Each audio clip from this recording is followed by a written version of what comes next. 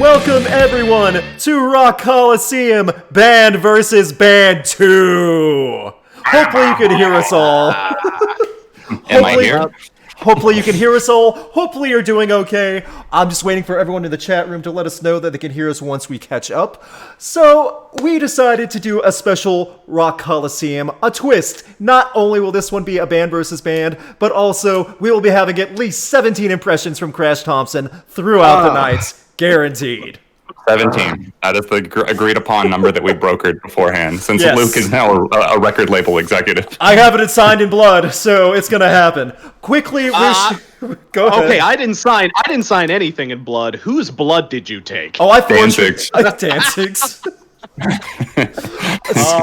Quickly, we will do some introductions just before we get going, because I know this is not what you're here to see, just us ramble. You want to hear us talk crap and praise different bands. John, please introduce yourself very briefly. Hi everyone, it's John from ARTV, back at it again with Band vs. Band Part 2. I'm actually excited for this one because I really liked how the first one turned out, so we're in for a good night. And Mark, please. Hey there, folks. Mark, the host, Spectrum Pulse, talk about music, movies, art, and culture.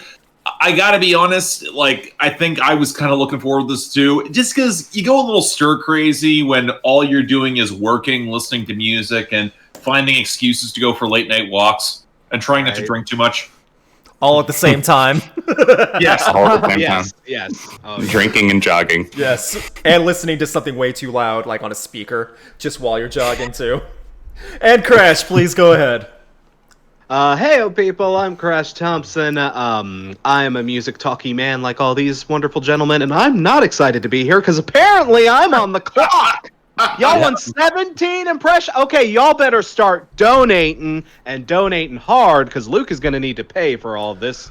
Was that number one? Was that a rock critic impersonation there? Angry at me? I'm impersonating my whole night is an impression. I'm impersonating myself. So That sounds like identity theft. That's nothing to laugh about, Crash. Yeah. Even if it's on yourself, it's still identity theft. That's wrong, Crash. You should know better. So, band versus band is where we take two suggestions from the chat room from the same person. You ask us who is better, one band or another. If it's an artist, that's okay. Normal Rock Coliseum is where you take any artist, album, song, whatever.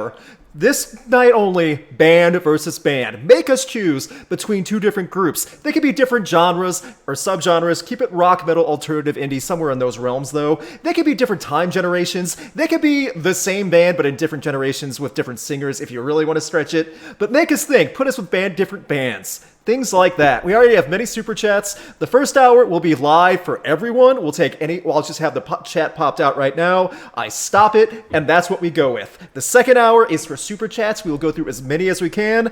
As soon as we do those, though, we'll have to finish the rest because we only have a certain amount of time in the hour. That being said, I want to address one quick thing. No more early super chats before Rock Coliseum, because we had an issue today and on Monday where two people dumped a ton of super chats, and that kind of froze the system. I have most of the super chats saved, but from now on, we're not going to do early super chats. It's still a randomizer. They're all going to be read at random. Everyone will have a fair shot. Just keep in mind, we don't want to keep doing it this way anymore. We have to have. Go ahead. We want to get as many of you guys in here as possible as we can to come in and participate, because we sincerely appreciate you taking your money and your time here and giving it to us to just goof around. To do this. Yeah. We are aware of the situation we're in. We want as many people to come in as possible and get, to feel like they have a fair shot at getting their stuff read on camera. So, yeah. Not to say. So, we all love every single one of you, but we love super chatters more, but super chatters don't abuse the system. I think that's what it boils down to. Yeah. So, other than that, I think we're all ready. Gentlemen, are you ready for me to ask the chat room to please give us suggestions starting now? It looks like they're already on a roll. They're already on a roll. They've been firing these off like crazy. Check out the chat. I put a 10-second slow timer so that way people can't spam, and it's still moving. So still moving pretty fast. Okay. Yeah, by the way, we have 88 likes. If we get it to 100, Crash will do an impression. I promise. Yes, So, 101 likes, 101. yeah, there we go. 101 likes. We'll do Okay. a Cruella DeVille impersonation for 101 Dalmatians. Cruella DeVille. God, I could do Cruella DeVille. Stop. They're gonna want to see it now, If she Crash. doesn't scare you, no evil thing will. Okay. Gotta save it. Preview. Yeah. So there you go. I got the first one. The Killers versus the Strokes. John, I want you to really think about this. Oh man, that's I know that- gonna be the toughest one for me. I was out gonna of say, I know anybody that here. hits John probably pretty That hard. is a toughie. That is a Somebody toughie. had me in mind. Good choice. That is a good suggestion. The Killers versus the Strokes. I think I have my answer. Does everyone else? I think I have my answer. Mark, Yeah. Crash, you're good. John? What's I the matter, guess. John? Okay. I'm going in no. order as they're read. Okay. The Killers. And for everyone doing this, I'll just say both names. We'll give the thumbs up. We won't do thumbs down. We'll do elimination after. So the Killers. 1, 2, 3. Really? Really? Oh, okay. Nice. Okay. And It's very close, as you yes. could probably tell. And for the Strokes, Crash, give the Croaks. And for the I'll Strokes, give it- Crooks. the Croaks. but The Strokes I are getting admit the my Croaks. Okay. So, Crash, you were the dissenter. Why do you think the Strokes over the Killers? I see. It's close to me. That is a very good battle because those two Yes. bands are right around the same level to me. But I would say I feel like the Strokes, the Killers have put out some damn good stuff, but I just got to give it up to the Is This It? The second album after that, like, man, they started out with such a huge bang, and they were one of those bands that were instrumental in changing what the rock landscape became around the mid 2000s. So, even though they've had a shaky as hell after period, I feel like they've come back and done some really good stuff here. And not to say that the Killers haven't, but their post first couple of albums catalog hasn't been as impressive to me, or at least not as interesting. I don't know, a lot of the Time. Killers later stuff has kind of bored me, but Good. you know, that again, my opinion here. Gotcha. Mark, why don't you say why the Killers over the Strokes? For me, it was actually a lot quicker. As much as I love Is This It? And the second album, which keeps it Room on Fire. Same Room on Room Fire, on yeah. Fire. Thank Room you, on Fire. thank you. As much as those two albums work for me, I will say I find the Killers considerably more consistent in terms of their overall back catalog. I don't think Hot Fuzz is better than Is This It? But at the same time, I will say that Hot Fuzz, Battleborn, Wonderful Wonderful, Sam's Town in a Pinch, I think all those albums are considerably stronger than the Killers' mid-tier to their worst stuff. And I'll be honest, I like Brandon Flowers a lot more of a singer in comparison with Julian Casablancas. Yeah. That's totally fair. That's totally Yeah, fair. Very I get fair. that. Okay, me very briefly. Mark kind of talked what my thought process. As much as I love Is This It? That was my first Strokes album, and the one after Room on Fire. There's been times where I listen to later the Strokes stuff and go, oh man, what's going on? Do they have it anymore? I never once thought that with the Killers. That was my one voting for the Killers, and even more recently with Wonderful and things like that, and just going forward to that new song that the Killers even released. I don't even remember. Caution, yeah. The chorus was so good. I feel like the Killers never lost their step. Even if I've never liked an album from the Killers as much as Hot Fuzz, since it came out, I still really enjoyed all the Killers' work. The Strokes, they've had a lot more misses in my opinion. Outside of the most recent one, that one did grow on me quite a bit. John, I saved you for last because this is more personal for you. I want to hear. Yeah, those are two of my favorite bands, and whoever wrote that probably had me in mind partially, at least a little bit for that, because I've talked about them both so extensively. I do personally like Hot Fuss a little bit more than Is This It, although I think they're both like perfect score albums for me, but just slight advantage there. But the early days of both of those bands were very impactful. You can see the impact that both of those bands had on their own scene, with the Killers, with it being like post-punk revival and new wave and stuff, and they spawned a bunch of like wannabes, and the same goes for the Strokes and the more indie garage rock style. But I hopped on board with the Strokes at a very odd time. I got on with First Impressions of Earth, and Really? Yeah, see that? Yeah. Yeah, I get that. Okay. So, because I was just discovering music in like 2005 outside of country, and that was the album they were promoting at the time. Understandable. But Okay. In hindsight, I do think that the Strokes had a weak period between that album up through the new one. I think the new one is great, the new Abnormal. It grew on me big, yeah. Yeah, but the 3 in there, those are not super strong records. I don't think they're awful, and a lot of them did grow on me, but yeah, got to give it to the Killers. And vocally, Brandon Flowers. Come on.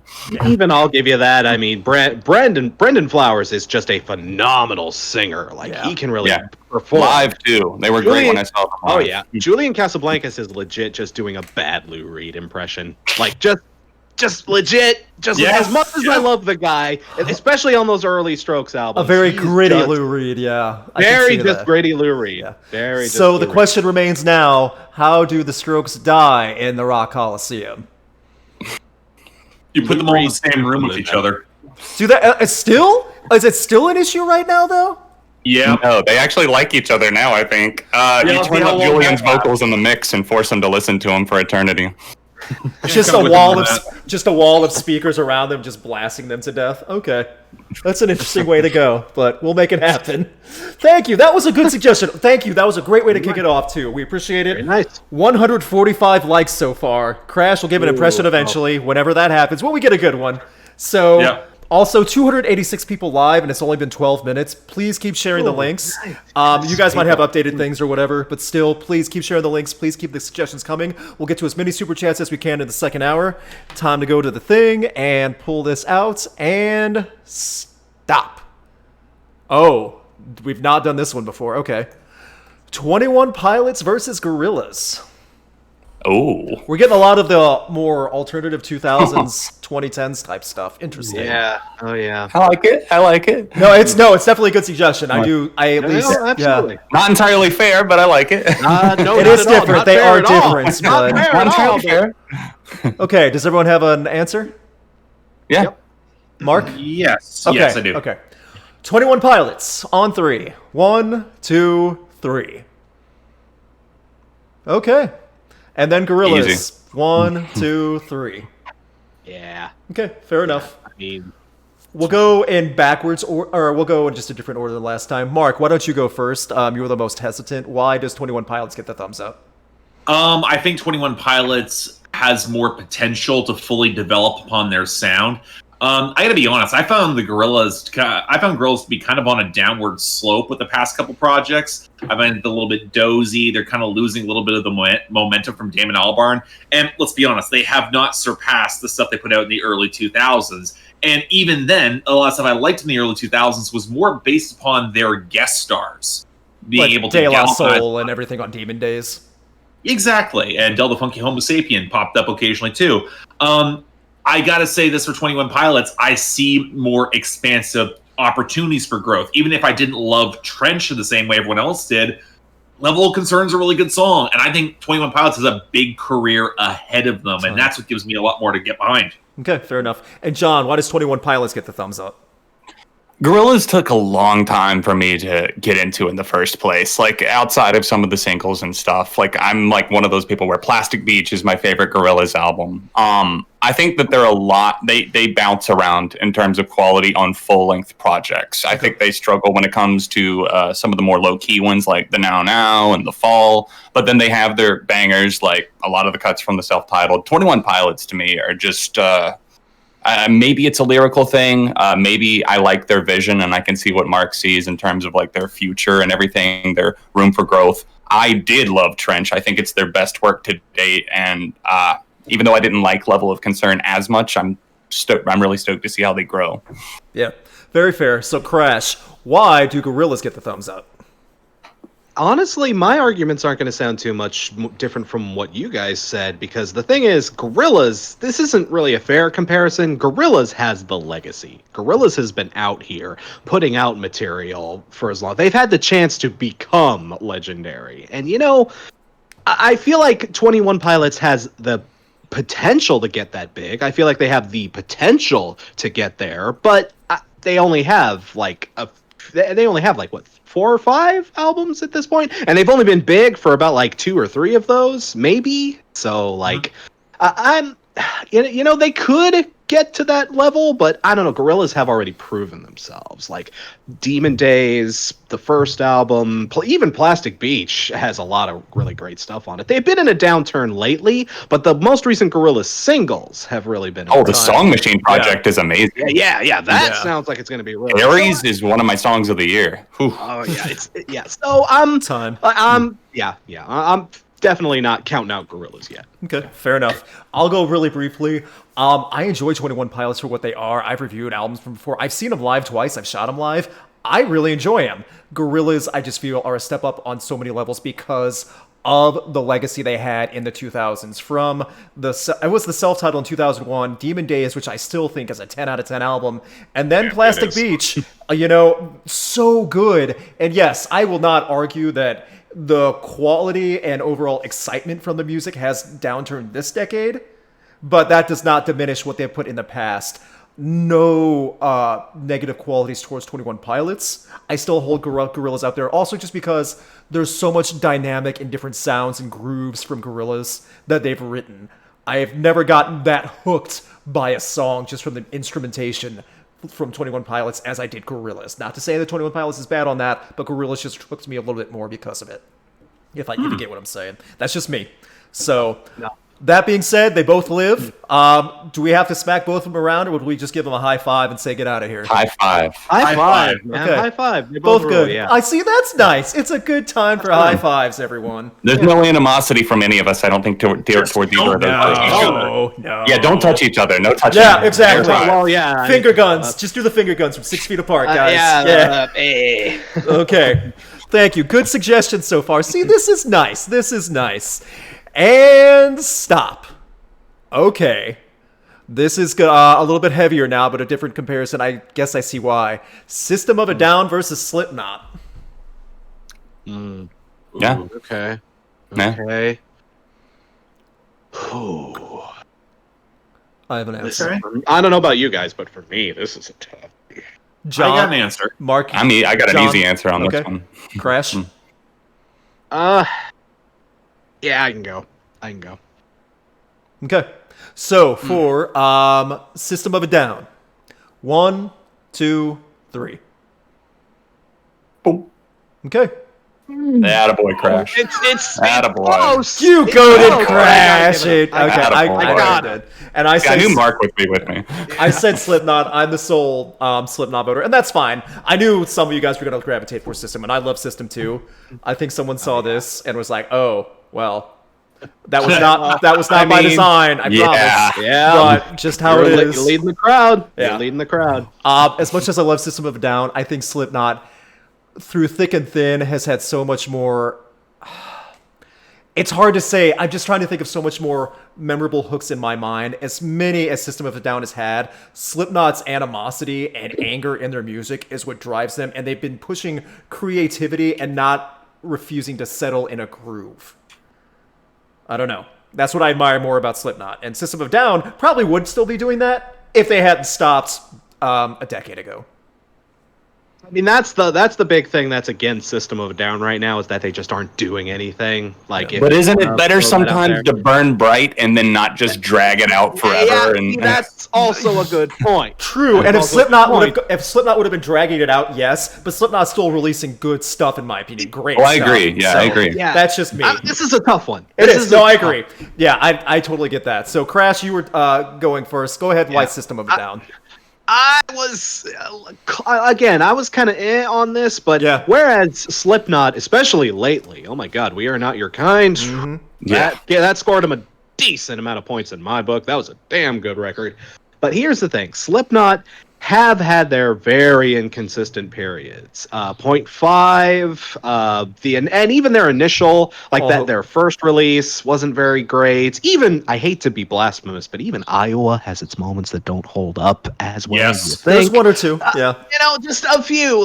Slipknot has had a very interesting career, but it hasn't been totally glistening. System of a Down, it is just so much harder for me to think of blemishes or bad spots. They're there, but it is in much shorter supply. Again, maybe it's just because they stopped and they just quit before they could wear themselves out. But man, System of a Down has the consistency, and I feel like they have a very big lyrical edge as well. If I can throw that out there. Yes, that was my biggest point. I will say System of a Down lyrically has less shocking for shocking's sake than Slipknot. So if that makes sense. So John, why does System of a Down get the thumbs? Because I think, if I'm correct, this is one of your favorites. Oh yeah, they're if they're not in my top 10 favorite bands, then they're very, very close. System, I think, just annihilates Slipknot on a lyrical level. I love the political edge to a lot of their stuff, and the anger. I love Slipknot. I mean, I've done lots of videos. I mean, We Are Not Your Kind was in my decade in list. I obviously do have a lot of love for them, but I don't find myself just always sitting down and be like, I want to hear a Slipknot album, or I have to be in a specific mood for that. Like Toxicity, I could throw on at any time, like as an album, and same goes for like Mesmerize and Hypnotize. I think they went out on some of their highest notes that they ever had, and even their Steal This album, like Throwaways and Demos album, was still fantastic. So. Okay. And Mark, why does System get the thumbs up? I'll keep this pretty short. I'm not a big fan of Slipknot. Yeah, that's right. I do remember you saying that. That's fine. And Slipknot, I get it too. I get it. Yeah. Before, I get it. Like Slipknot's not my thing. System. They are not your kind. But at the same time, my issues with Slipknot are similar to what John's already described. I think System has a massive edge when it comes to lyrics. Yes. I think the consistency album over album is there with System, and even if System's not currently active making more music, they're not making bad music.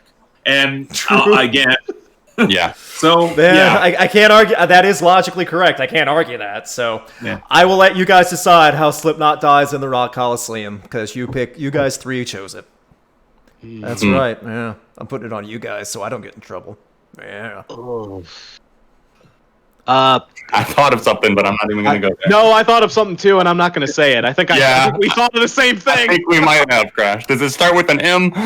Yeah, we went there. We went there. Oh no. I have no comprehension of what's happening. Would you both like to share with the class what you've been thinking? Is that it? Nah. Okay. No. So they. You know what? They have to ponder what the hell we're thinking about, and die from the curiosity. Curiosity killed the cat. That's way better. Slipknot. That's way better than what I was thinking. I thought you guys were just gonna push them all into the one guy's helmet with the spikes. Iron Maiden headbutt. Actually, he's not in the band anymore, right? That's true. He's not. Oh wait. Yeah. No. That was Chris Fenn. No, that wasn't Chris Fenn. No.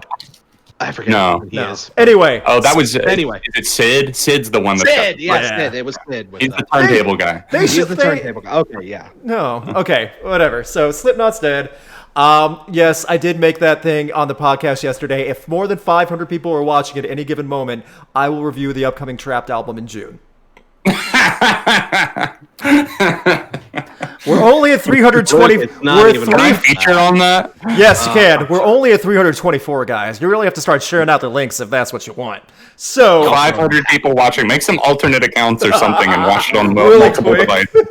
We're at 167 likes right now. So let's see if we get it up to 200. Please hit the like button if you haven't already. It helps a ton to get this video pushed in the algorithm as we're going on. Thank you again. These are good suggestions. I like Band vs. Band because it's more good suggestions and not...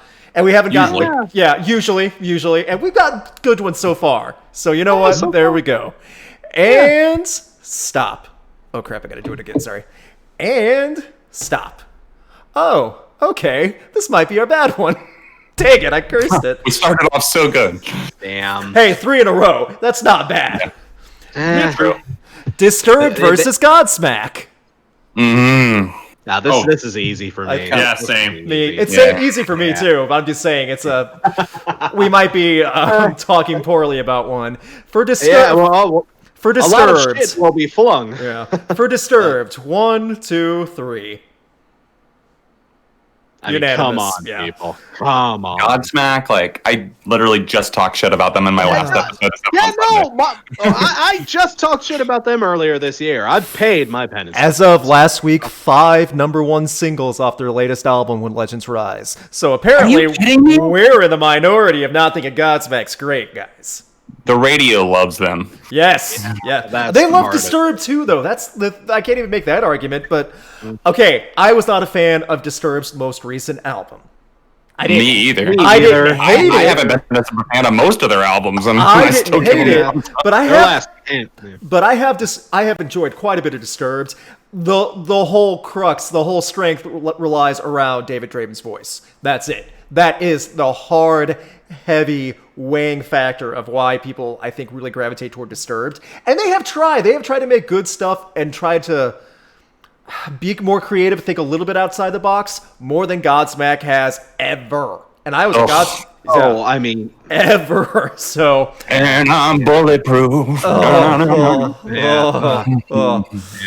Okay, so John, since you did an impression, go ahead and say why does Disturbed get the thumbs up? I really feel like it would help me, like, for everything I want to say. I feel like it would help if Crash would just do an impression of Sully Erna singing Voodoo. How does Voodoo think go that again? would- I don't even remember that song. What does that go? God, see, my Sully's not even all that great. Something about I'm not the one or something. Screaming, feeling, screaming.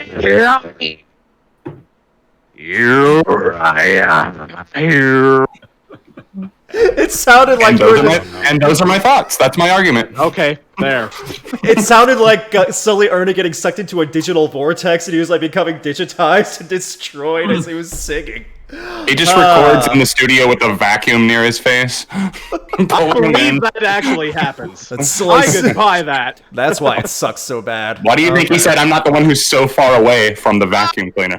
What? Meta! It was meta! Oh! Mark, do you have anything to add why Disturbed gets the thumbs up? I don't know if we're going to have anything else to really add. No, I have nothing to add.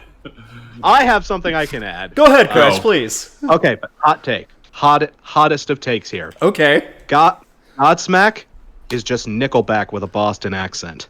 And a motorcycle. In a tramp And stamp. tribal tattoo. Tribal tattoo. stamp. Yeah. Tribal tattoo. At least two of them. Tattooed tramp stamp. See, the thing is, I was a Godsmack defender for way too long too with their earlier stuff. Man, Oof. Good Man. times. You actually defended Bad Religion back in the day? Oh my god, dude. It's not. I didn't defend that song, but still, other songs I did. So One of Luke's alternate accounts was giving you a hate comment in your video, Crash. my alternate YouTube account, Godsmack Forever 69420. Yes. Smack forever. That was a good suggestion, but how does Godsmack die in the Coliseum? Steak bites? I don't know. They gotta live with it every day. That's a line from one of their songs. Yes. What is? Hey, which Godsmack song that I'm singing? Stay away, go away, keep away. The answer All is of them. All of them. Is it their greatest hits album?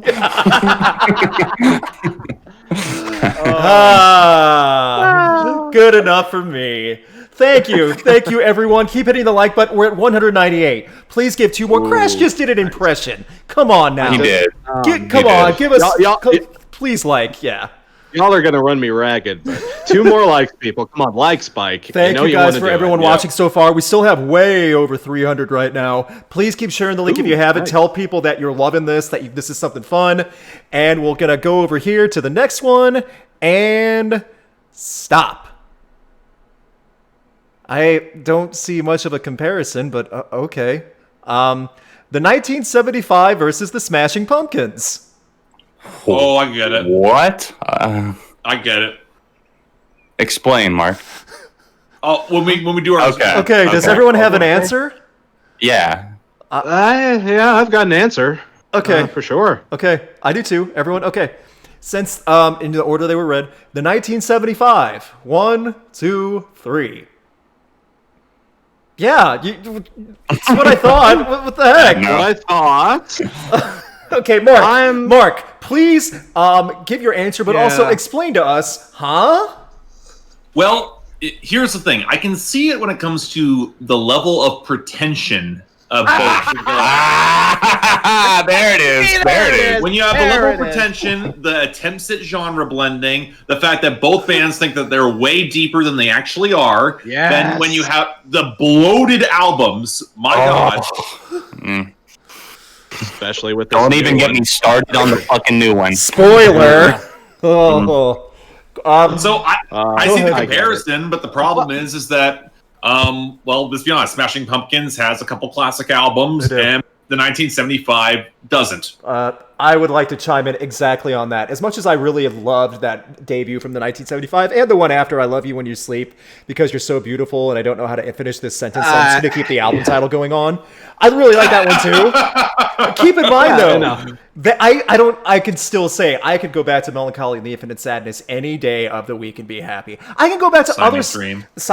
I can go back to other stuff. 90s Smashing Pumpkins, untouchable.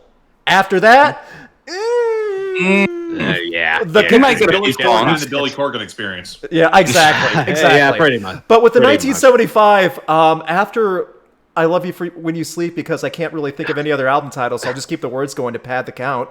I swear, it's gotten progressively more out there, like trying to be, it's literally hipstery for hipster steak. They're trying to be as artsy and artistic as possible with no direction, no meaning. It is such a nothing burger. There is nothing to this later stuff.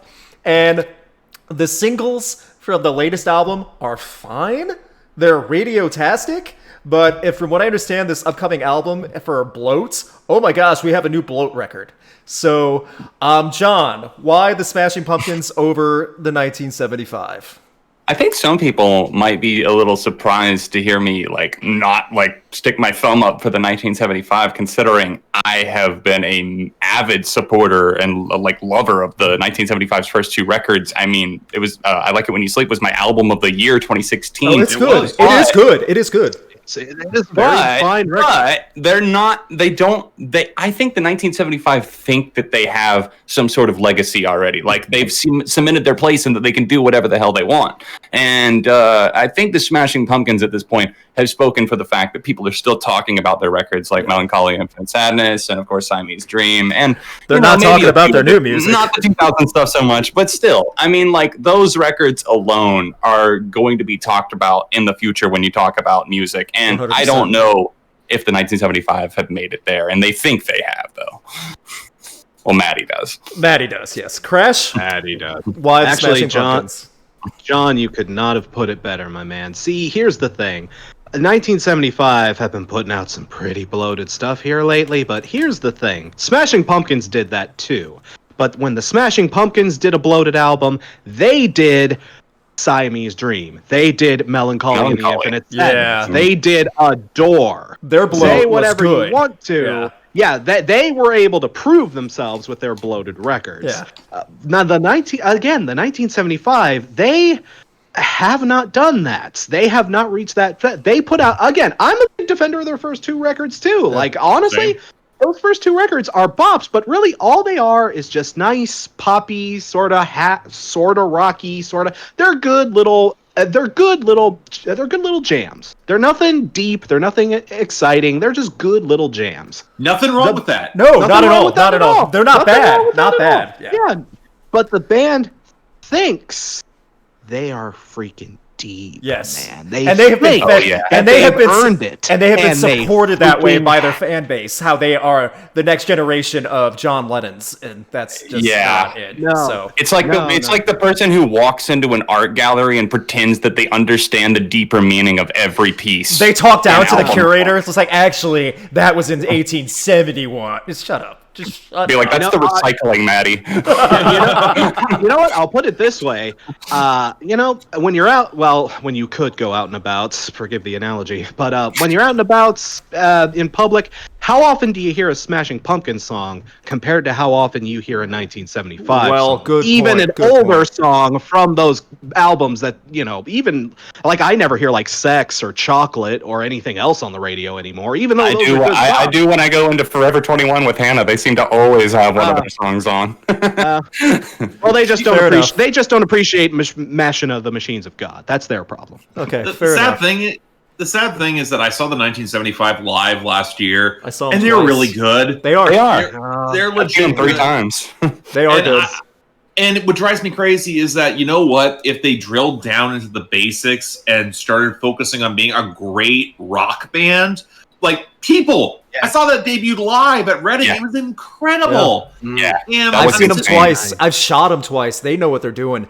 I will say one more thing about Smashing Pumpkins, then we'll decide to death. Smashing Pumpkins had a James Iha.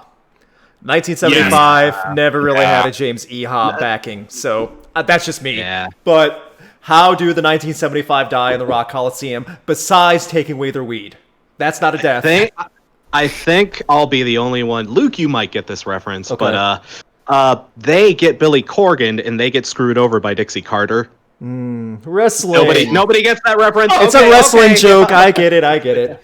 So I'll John's admit, it went over my head. Billy Corgan is an avid professional wrestling fan, and he's trying to buy out wrestling companies. He actually owns the NWA. He owns now. one of them that's actually pretty big right Yeah. now, and it's been that way for years. So, Yeah. isn't that a weird tidbit? Yeah, it's odd. Yeah, for it's, sure. It's weird, but yeah. So, how does he die though? It's like he gets screwed over by Dixie Carter. Screwed over by Dixie Carter. All right. He gets Dixie Carter and Russo and Hogan. Okay. Just the trifecta. Death by of pro wrestling booking. Mid Yes. 2000s Impact terrible. Okay, oh, God. fair enough. Okay, good suggestion. A unique suggestion, but it was still good. Good discussion on that. Okay, and stop. Wow, I've never wanted to ban someone from a chat just for a suggestion before, but this is close. Oh no. I'll do it. Limp Bizkit versus Trapt. Oh, I got this, yeah. Let's I got make this one quick. I got it. Quickly. Limp Quickly. Bizkit. 1, 2, 3. Like, you know what? Okay, since it's Olympic, since gets who they're compared to. Yeah, I'll come give on. two. You know what? I'll give Hey, you know what? I can't stand Fred Durst. Everyone behind Fred Durst? Fine. Is good. Yeah, Fine. Borland or whatever his name is. Yeah, good guitarist. Wes Borland, the bassist is solid. If they John Otto, yep. Yeah, you know DJ what? Lethal. Who can we name one person that's ever been in Trapt besides Chris Brown, and that's just because of don't know. recently because of his Twitter. Revolving door lineup in Trapt. They people come and go. Who cares? Oh yeah, who has ever said to someone, "Oh yeah, dude, that Trapt bass line was so good"? Like, no one said that. No one has ever said that. Oh, dude, did you hear that shredding on the new Trapt album? No one said that ever. Trapt has another album. You know, the funny thing is that I actually got into a conversation with a buddy of mine who's very much into new metal, and he launched into a spirited defense of Limp Bizkit. Like he says, I've heard those. I've heard those. Yeah. And you know what? And I'm not a Limp Bizkit fan, but I get the appeal, and that their most aggro, they had good hooks. Yeah. Trapt never did. Yeah. Trapt didn't. Headstrong, that one 3-word chorus is the biggest thing that ever made them. Yeah. Back off, I'll take you on. Headstrong, I'll take on anyone. That was a year of radio play. A year. A year. How did you escape that, Mark? It was everywhere down here. Everywhere. Canada, man. Yeah, well, see, Canada. I checked it at the border. Was that part of your healthcare also? They actually blocked the airwaves from something that's too bad? One of the very few times I will praise Canada's law about you have to play a certain amount of Canadian music, because that keeps some of that crap out of your air. But here's the thing: that means we get the Canadian replacement of that. Theory of a Dead Man? Theory of a Dead Man. Yeah. Theory. We all Theory want it. Early 2000s was not terrible. I would give early Theory props over anything Trapt has done. Anything at all. And plus, we had Alexis on Fire. We had Billy Talents. We had legit yes. rock up here. Let's be real. 100%. Lots of good stuff. Lots of good stuff. Yeah.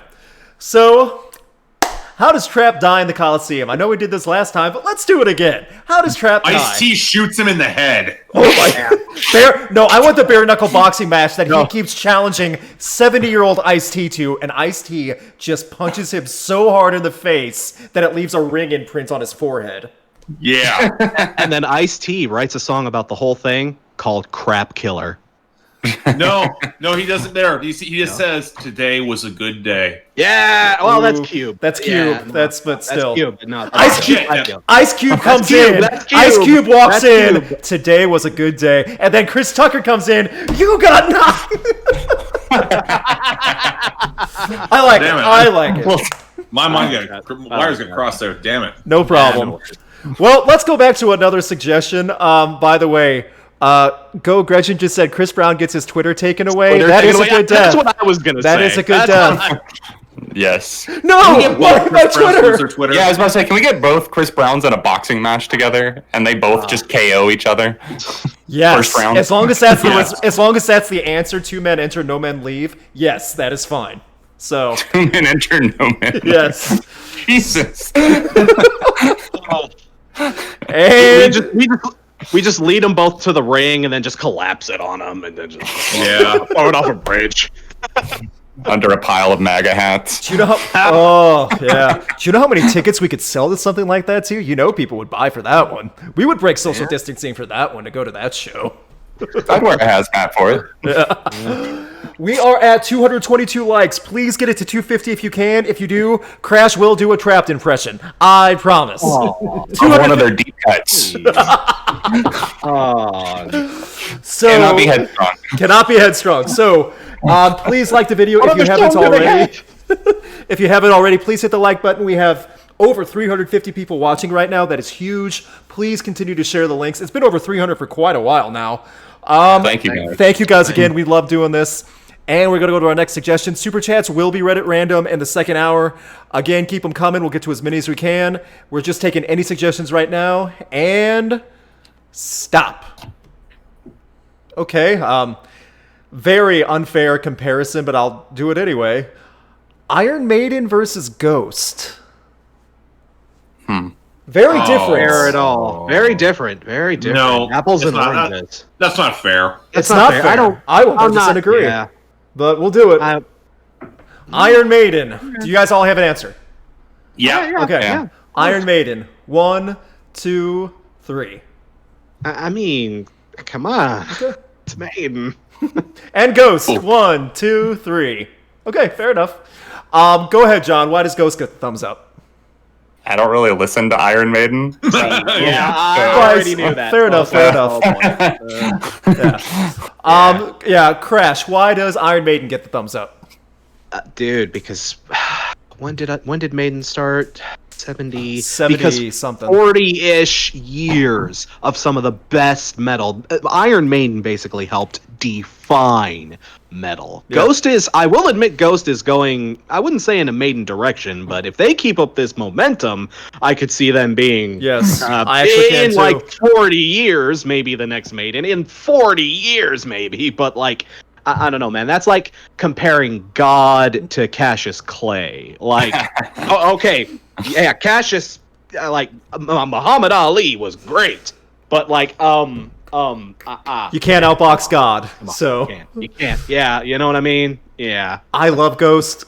Don't ever misquote me on that. You better believe I love Ghost. Prequel was my favorite album that year when it came out. Here's the thing: they still can't touch Maiden over decades of legacy. Seventh son of a seventh son. You're not gonna touch that, no matter how good. Hey, I called it. Hey, There it is. Yeah. There it is. Ghost My can, boy. as much as I love Ghost, I don't think they could touch something like that. However, I will agree, Ghost has potential to do arena tours, probably very soon.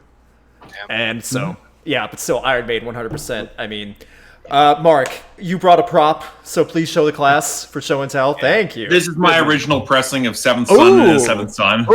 Oh, pressing. Good. I found this when I was in the UK last summer, and I went to a records like a discount record store fair. I found an original pressing on sale for, I think it was like 30-40 pounds.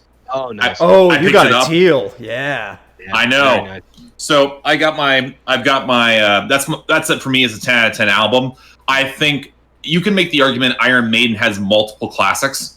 So it's a little unfair to stack Ghost against that. Yeah, that's an unfair. Yeah. I agree. Oh, unfair. It's not even slightly fair. It's not. Okay. So, how does Ghost die in the Coliseum? I don't even know. They have to make a Trapt remix album. With Papa Emeritus as the DJ. Yeah. See, I can see that being good, Hosted though. by DJ Trump. The nameless ghouls just throw down their masks. Screw it. I'm done with this band. I'm out of here. Forget it. You know what? If anybody could potentially make that work, it's Ghost. I agree. Dance Macabre Chainsmokers remix. I can see it. God damn it, I can see it. I can still see it. At least they get Martin Garrix, so it'd sound decent. Yeah. Gotta be all by the Chainsmokers, an entire Chainsmokers remix album. I was thinking more just like replace Trapt lyrics into Ghost music, like headstrong, I'll take you on, I'll take on anyone. You know, just make it total cheese. So whatever. Oh, poor See, that Ghost. sounds listenable. Compared to the other, you know. Yeah, exactly. All right, weird suggestion, but not bad. At least got good discussion. Thank you. So, as we go on, please, thank you. We're at 249 likes. If you haven't liked this video, please like it. We're so close to another Crash Thompson impression. So close. Thank you guys again. Keep telling your friends. We're still over 350. Keep sharing the links and stop. Okay, ridiculous, but we've had some good ones. We'll do a bad one again. Five Finger Death Punch versus Nickelback. This is easy. Oh, that's This is kind of easy. easy. It's very easy. Yeah. Five Finger Death Punch. 1, 2, 3. That's Yeah. Who do you think you're talking to? Unanimous. Come on, my man. Come on. Over Come on, my Nickelback. Nickelback unanimous. Thumbs up. It's man. Unanimous, yeah. No, you've heard me rail They're against not Nickelback. that bad. Yeah, you've heard me rail against Nickelback for years for what they became. I was still a Nickelback fan back in the day, and I could still listen to that music. Five Finger Death Punches, even their earlier stuff, is starting to age very poorly. Yeah. Yep. Yeah. At least compared to Very. Nickelback's older stuff. Holy Exactly. God. You know- You're telling me you're not jamming The Way of the Fist every single day, Luke? I don't buy it. I don't buy it. I'm playing Under and Over It as my alarm clock every morning. That'll wake you up. You'll be rushing to turn it off. Turn it off! Turn it off! Yeah, although as much as I hate to admit it, American capitalist is strangely apt these days. Topical. Crash, why does Nickelback get the thumbs up? You know, I mean, say whatever you want to about Nickelback. At least they've had a few good. They've had their moments here and Yeah. there. Like I say, I still think. And they have State has listenable stuff on occasional it. good songs. They do. Occasional good stuff here and there can pop up even on some of their worst albums. Heck, their last album, Feed the Machine, was better than it had any right to be. That title track was really good. Yeah, that's how the Yeah, track was no. great. Like, Nickelback can still show up from time to time, as memey as they are. Like, Five Finger Death Punch is just... it's unlistenable at Garbage. this point, man. It's just, Ugh. I can't... Not even ironically, not even the old stuff. I just... Well, I'm on a diet. I can't do the Monster Energy thing anymore, man. So I just gotta cut back for my health. John, For my why health. does we'll go quicker. John, why does Nickelback get the thumbs up? Excuse me. They've never done anything remotely close to as bad as some of the songs like Boots and Blood, Rock Bottom. Rock like, Bottom was come the on. worst. Oh, right. The worst. The worst of the worst. They're literally scraping barrels for this piss poor excuse for music, dude. Have you They heard are people- so- Okay, before you go, have you guys also heard people like getting upset like why Fate F8 hasn't getting the praise it deserves from all the knuckleheads? I'm sorry. Am I supposed to compliment you when you take a half a step up from dog shit? I'm sorry. I'm still getting that. It's getting too much praise. Yeah. Oh yeah, Mark, please I got go. off a little Yeah. easy. Nickelback. Yeah. I'm actually going to skip any Five Finger Death Punch okay. hate Fair enough. because Fair enough. I don't listen to them. Like, they're not in my wheelhouse. Hey, Like, they're there you not. go. I'm going to give some praise to something that Chad Kroger's doing has been doing for the past several years. He's bankrolling the record label 604 Music, or 604 Records in Canada. Mariana's 604 has been putting out Mariana's Trench albums. Oh, okay. Oh, And Carly By Rae Jepsen. association. And Carly Okay. Rae Jepsen Oh, okay. albums. And And it's gotten to the point where Josh Ramsey has put in some co-writing credits behind the scenes for Nickelback. Nice. Not kidding. Okay. Yeah. Attaboy, Chad. Get him. Oh, yeah. So I'm like, okay, you know what? Like, it's encouraging better music. But Mark, Five Finger Yeah. Death Punch is going to start working with Papa Roach later this year. Womp womp. really? I don't have to listen to it. Jacoby Shaddix doing a songwriting credit isn't exactly something that I look for in music. Jacoby Shaddix to go back to work with Invitation. They were way better. He was way better over good. there. He was good on that. That was a good. Yeah. That was. Yeah. He was better on that one than the last Papa Roach album. Yeah. Well, What the heck happened with that? Like elevates. Yeah. Anyway, how does Five Finger Death Punch die in the Rock Coliseum? Do they drown in Monster? Actually, you know what? The hate that Nickelback has been getting for the past 10 years. Ooh, a hate they get that transfer. for the next decade. They get that for the next Hate decade. transfer. Yes. Okay. Yeah. Okay. Hate transfer. We need that new band, I guess. So you know what? Yeah. They There you certainly go. qualify. Yeah. They've been applying for the past decade. Good May try, as yeah. well. Yeah. I will say this: Chad Kruger has never had a meltdown like Ivan Moody has on stage. Yeah. That is No. very. You know what? They Yeah, show up okay. and they play their shows. Yeah, you know what? Give it up to Nickelback. At least they don't pull that crap. Yeah. Repeatedly. Repeatedly, yes. Holy okay. God. Ivan Moody likes to cosplay as Wilson the volleyball at their live concerts. Yeah. From Castaway. I am so. I didn't know. I have didn't so know many he was so pictures into of that. cosplay. Now You that guys you know. say it. You guys know I have pictures of them too. Oh my gosh, Wilson. I didn't know he was so into cosplaying. You know, like that's great that he's being so supportive of the community. That's great. He's really turned over a new leaf. I'm excited for him. Tom Hanks should sue. He really should. Yes. Can we do Please. a sequel where Ivan Moody is the voice Wilson? of the volleyball? Crash. Crash. What's your Crash? Really quick. What's your least favorite Five Finger Death Punch song? And how does it go? It has to be that butchering they did of One of their the many Offspring. covers. The Offspring. How does Gone their Away. cover of Gone Gone Away Away, cover, Crash? Can we get a cover of a cover? Oh, that's right. Where what? Well, the problem is it's not Ivan Moody is known for being Mr. Rar, but the problem with that song is that Ivan Moody is half asleep and it's any feel like here is so fair. Ivan, step it up. We gotta get this a recording louder. Can feel? And I got you remember the original. The original Dexter is reaching the top of his voice. Yeah. And it feels. And it feels like Why is it a duet in the same thing? No. You see how badly that doesn't Yes, work? No, very well said. That is my pain. Everyone knows that when you slow down a song and make it moody, that's when it's better, okay? And somehow that When you tributes make the it- troops. When you make it Ivan Moody. Oh. They just come out at this point. I didn't even mean for that one. Oh. I live to give. I live to give. Like, comment, and subscribe, you bastards. Oh, okay. Well, moving on forever. Never going back to that again.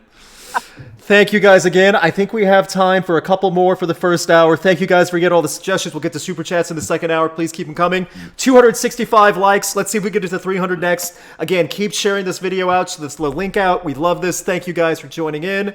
And we'll post this in the chat room. Hello, Gretchen. I'm sorry we made fun of Five Finger Death Punch. I still love you. Please don't be mad at me for the rest of your life. And stop. Oh, okay. Well, you know what? That's a step up for sure. Boy, talking about two totally different bands in the same wheelhouse. Nirvana versus Pearl Jam. Damn it! Oh, damn it! Crash. Damn it! I knew Crash was going to have an Yeah. aneurysm. I'm gonna have thoughts. Hey, about Crash, this. you got sick of the Five Finger Death Punch versus Nickelback? Well, here you go. Oh, this one. Oh, I have this an one. answer, Oh, so. All right. Okay, does everyone have an answer? Crash is the only one? I guess no. I have an answer. Okay. I have an answer. I guess. Okay. For Nirvana, excuse me, I can talk. 1, 2, 3. Wow. Okay. And for Oh, Pearl yeah. Jam, See, 1, 2, I 3. But John, I got thoughts. I got thoughts, my dude. Oh I got yeah, thoughts. there's no wrong answer on this one. I feel this is There's another- no wrong. No. Yeah, There is not at no all. wrong answer. John, why don't you go first? Because you were the one for why does Nirvana get the thumbs up? Well, I feel weird being in a position where I'm having to defend Nirvana. Yeah, no crap.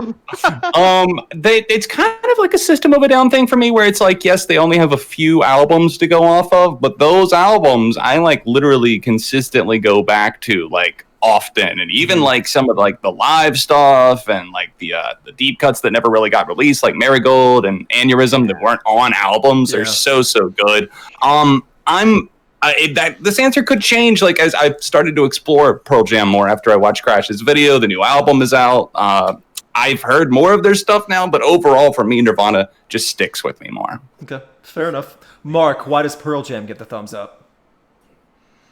Pearl Jam for me is a legacy band that has stuck with me so solidly. Like, I'm the guy who defended, like, in 2013 when Lightning Bolt came out. It was one of my favorite albums of that year. It that was album so much better. I liked it. It was I gave overlooked. It was overlooked for what it was. No, I don't. Yeah, and you know what? That album, yeah. And you know what? When it comes to Pearl Jam, like, I go back to it more. I think 10's a classic. I think Verse is a classic. I stick by Vitology even despite the weirdness. Yes. Like, Same. And there's albums like Backspacer. I really like it. I like Binaural for as weird as it gets in spots. Yeah.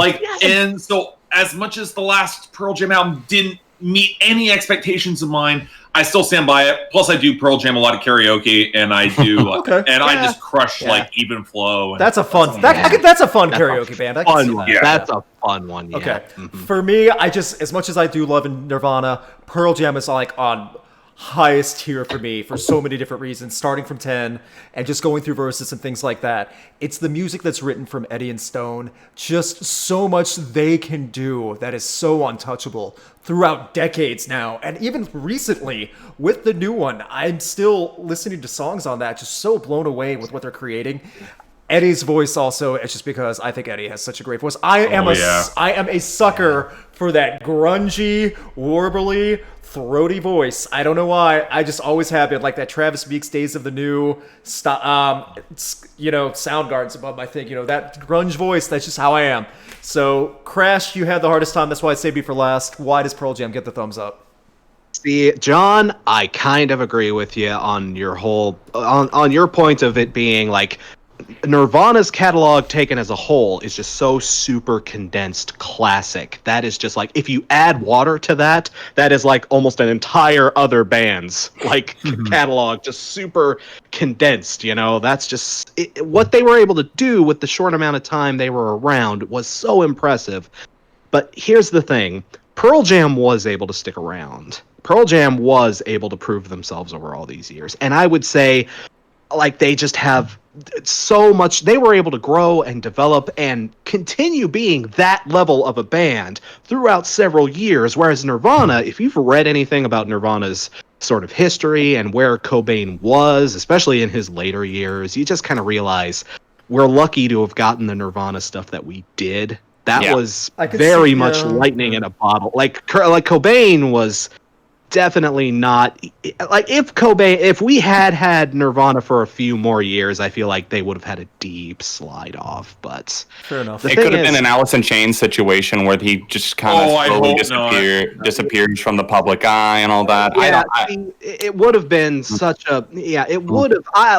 The stuff we got from Nirvana was definitely worth praising, and I would say it's on that same level as Pearl Jam's earlier music. But Pearl Jam, again, they've just gone on to do so much. They've gone on to prove themselves in different areas and different sounds.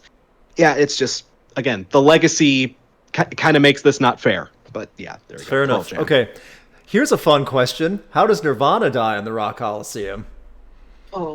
Pretty easy. This is one of those ones where I don't want either one to die. So instead, the homework for all of you is to look up the Chuck Klosterman article. There's an alternate history. What would have happened if Kurt Cobain survived? Yes. It's I've never even heard legit. of that. Okay. It's a great little article. It's really funny. It highlights basically there's some dragging of Courtney Love that happens, which is unfortunate. But Steve Malkmus comes up. It's really funny. Yeah, no, I've read that. That's a good read. That's I'll take that in lieu of any kind of punishment. Y'all have homework tonight. Yeah, Mark, if you can find that later, send it to me. I'll make it I'll post it in the video description and stuff. So that way. Okay, perfect. Yeah. So Okay, it is 8 o'clock on the dot. 9 o'clock for you guys in the East. Thank you guys so much for all your suggestions so far. We love this. We're going to take a quick 5-minute halftime. Then we're going to get to Super Chats. As many as you can, read at random. If any of you friends need to step by and do something, go for it now. We'll start back at 8:05. Oh my gosh. So you're aware, know, right? Gretchen loves Five Finger Death Punch. Her dog is named Ivan. And she sent me a picture of her dog saying, Ivan's mad at you for his comments. Aw. I'm sorry, Ivan. It's okay. Ivan's a good boy. He's a big 92-pound dog. Oh, wow. He is quite the dog. So, I'm sending it to you now. awesome. Luke. Okay, thank you very much. So, It's in the chat of the Discord. perfect. I can find it later. So we have 275 likes right now. We have 378 people watching right before I have the super chats getting pulled out on a separate thing. Thank you so much. We have 4 minutes left of halftime in case you guys needed to grab something. I just want to say thank you again so much for all the people that have super chatted, that have donated stuff, that have watched live, that have hit the like button. This is something we've been looking forward to for a while, and we look forward to every single one of these. This is something special for us. As long as you guys keep wanting us to do this, we will. We just don't want to do them every month because then it gets old really quick and we run out of options. That's part of it. We figured we would give you guys another one a little bit sooner because, we're all kind of locked inside right now and we could all use a little distracting. So. Yeah. And I wanted to do Band versus Band 2 because this is a good suggestion for just something a little bit different. We will go back to regular Rock Coliseum the next time we do that, whenever that may be. Again, we love doing these.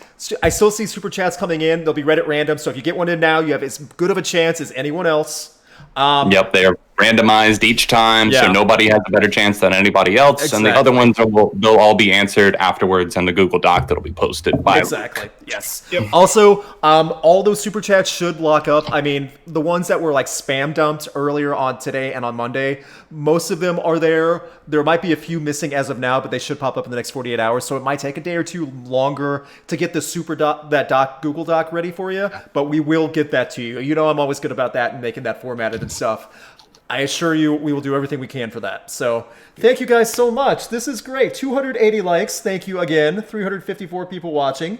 We have 3 minutes left. Does anyone have anything they need to do, or should we start going with super chats early? We can do super chats earlier. We can do shout outs of what we're going to be coming up next. Okay. Really quick, we could do very brief shout outs of what's our next videos coming up, because I think all three of you guys have videos coming very, very soon, like tonight.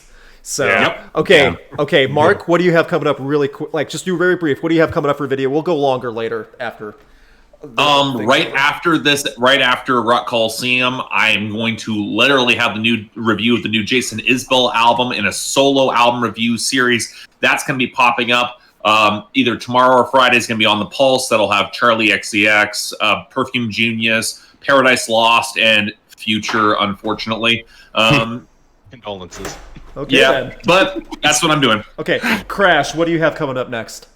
Actually, weirdly enough, Mark, I guess we're competing for time here because my video. Everyone I'm has putting time out to a watch video. stuff. I'm putting out a video after the Coliseum 2 on Jason Isbell as well. I tackled that album in the same vid. I also, mine is actually kind of 1.5 reviews because I spend about 3 minutes of that video just dunking on the new Asking Alexandria. Just neither here nor there. Just neither What? here nor there. But Asking It's- Alexandria is... I'm so surprised. People, How could this happen? I should be wearing red flannel right now because it's not good. I'm sorry. Okay. It's not good. Just- But I have.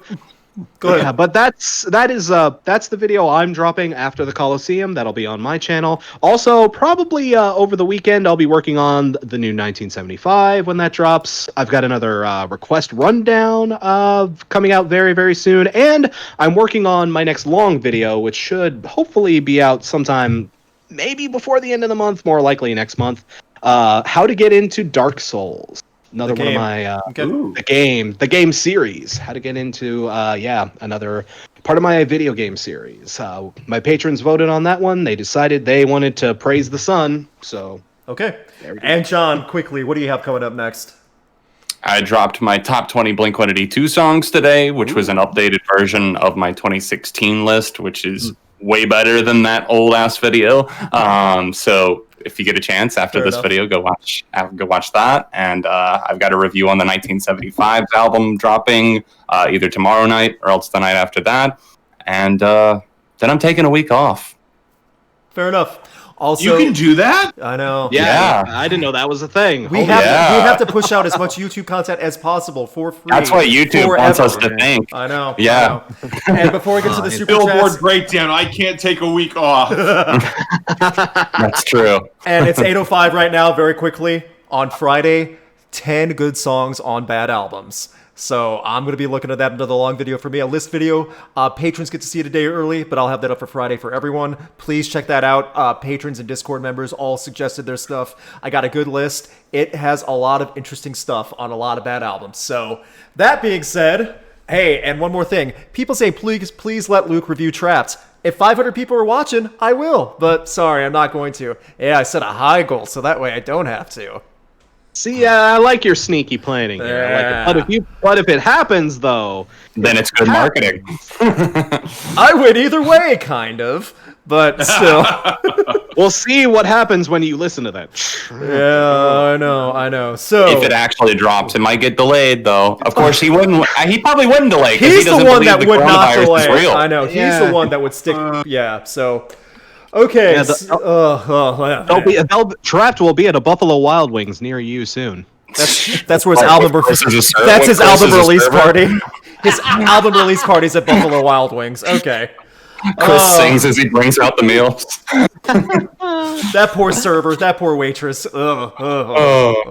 Okay. From Excuse me, can I get extra ranch? You're a cuck. Back off! I'll take you up. Sir, I just started here. It's my first day.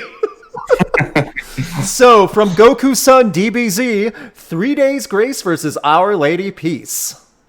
Oh, okay. Easy for me. Easy. Yeah, I was about to say, I know Crash's answer. I don't really know Our Lady Peace that well outside of a few songs, but... Okay. And again, if we don't know all the bands you guys suggest for these band versus band, we might have to skip it, but we'll cover as much as we can in the super chat, in the document, though. So, for 3 Days Grace. 1, 2, 3.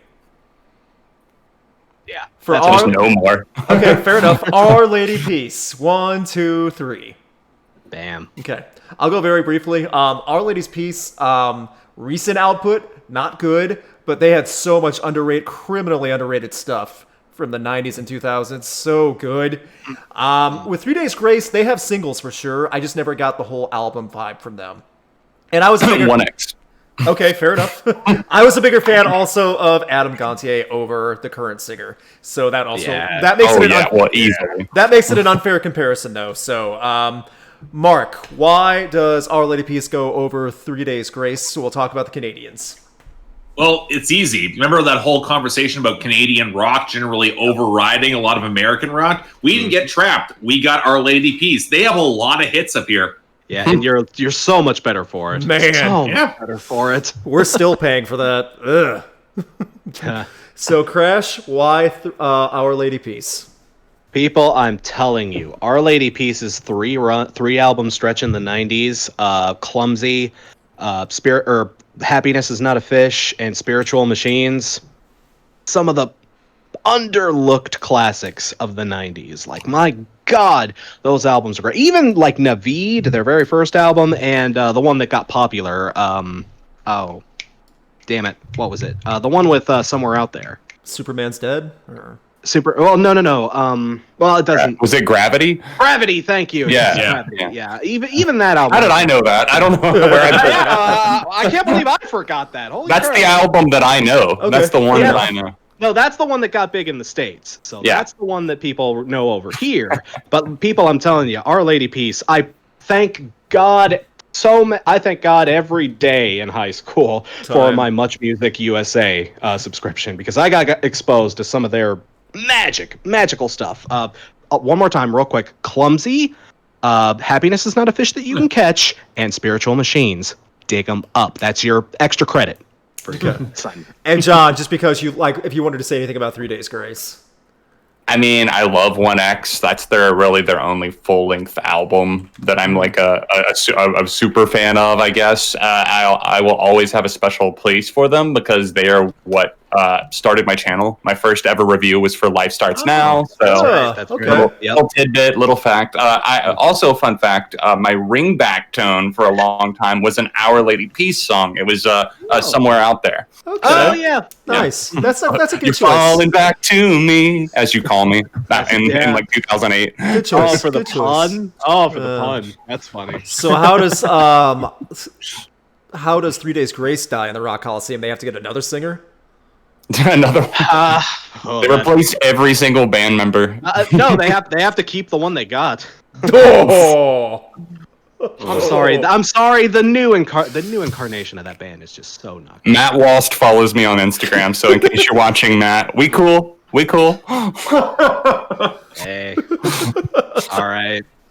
Well, Sorry, anyway, me, man. Coliseum can't always keep all friendships intact. Whatever. It's fine.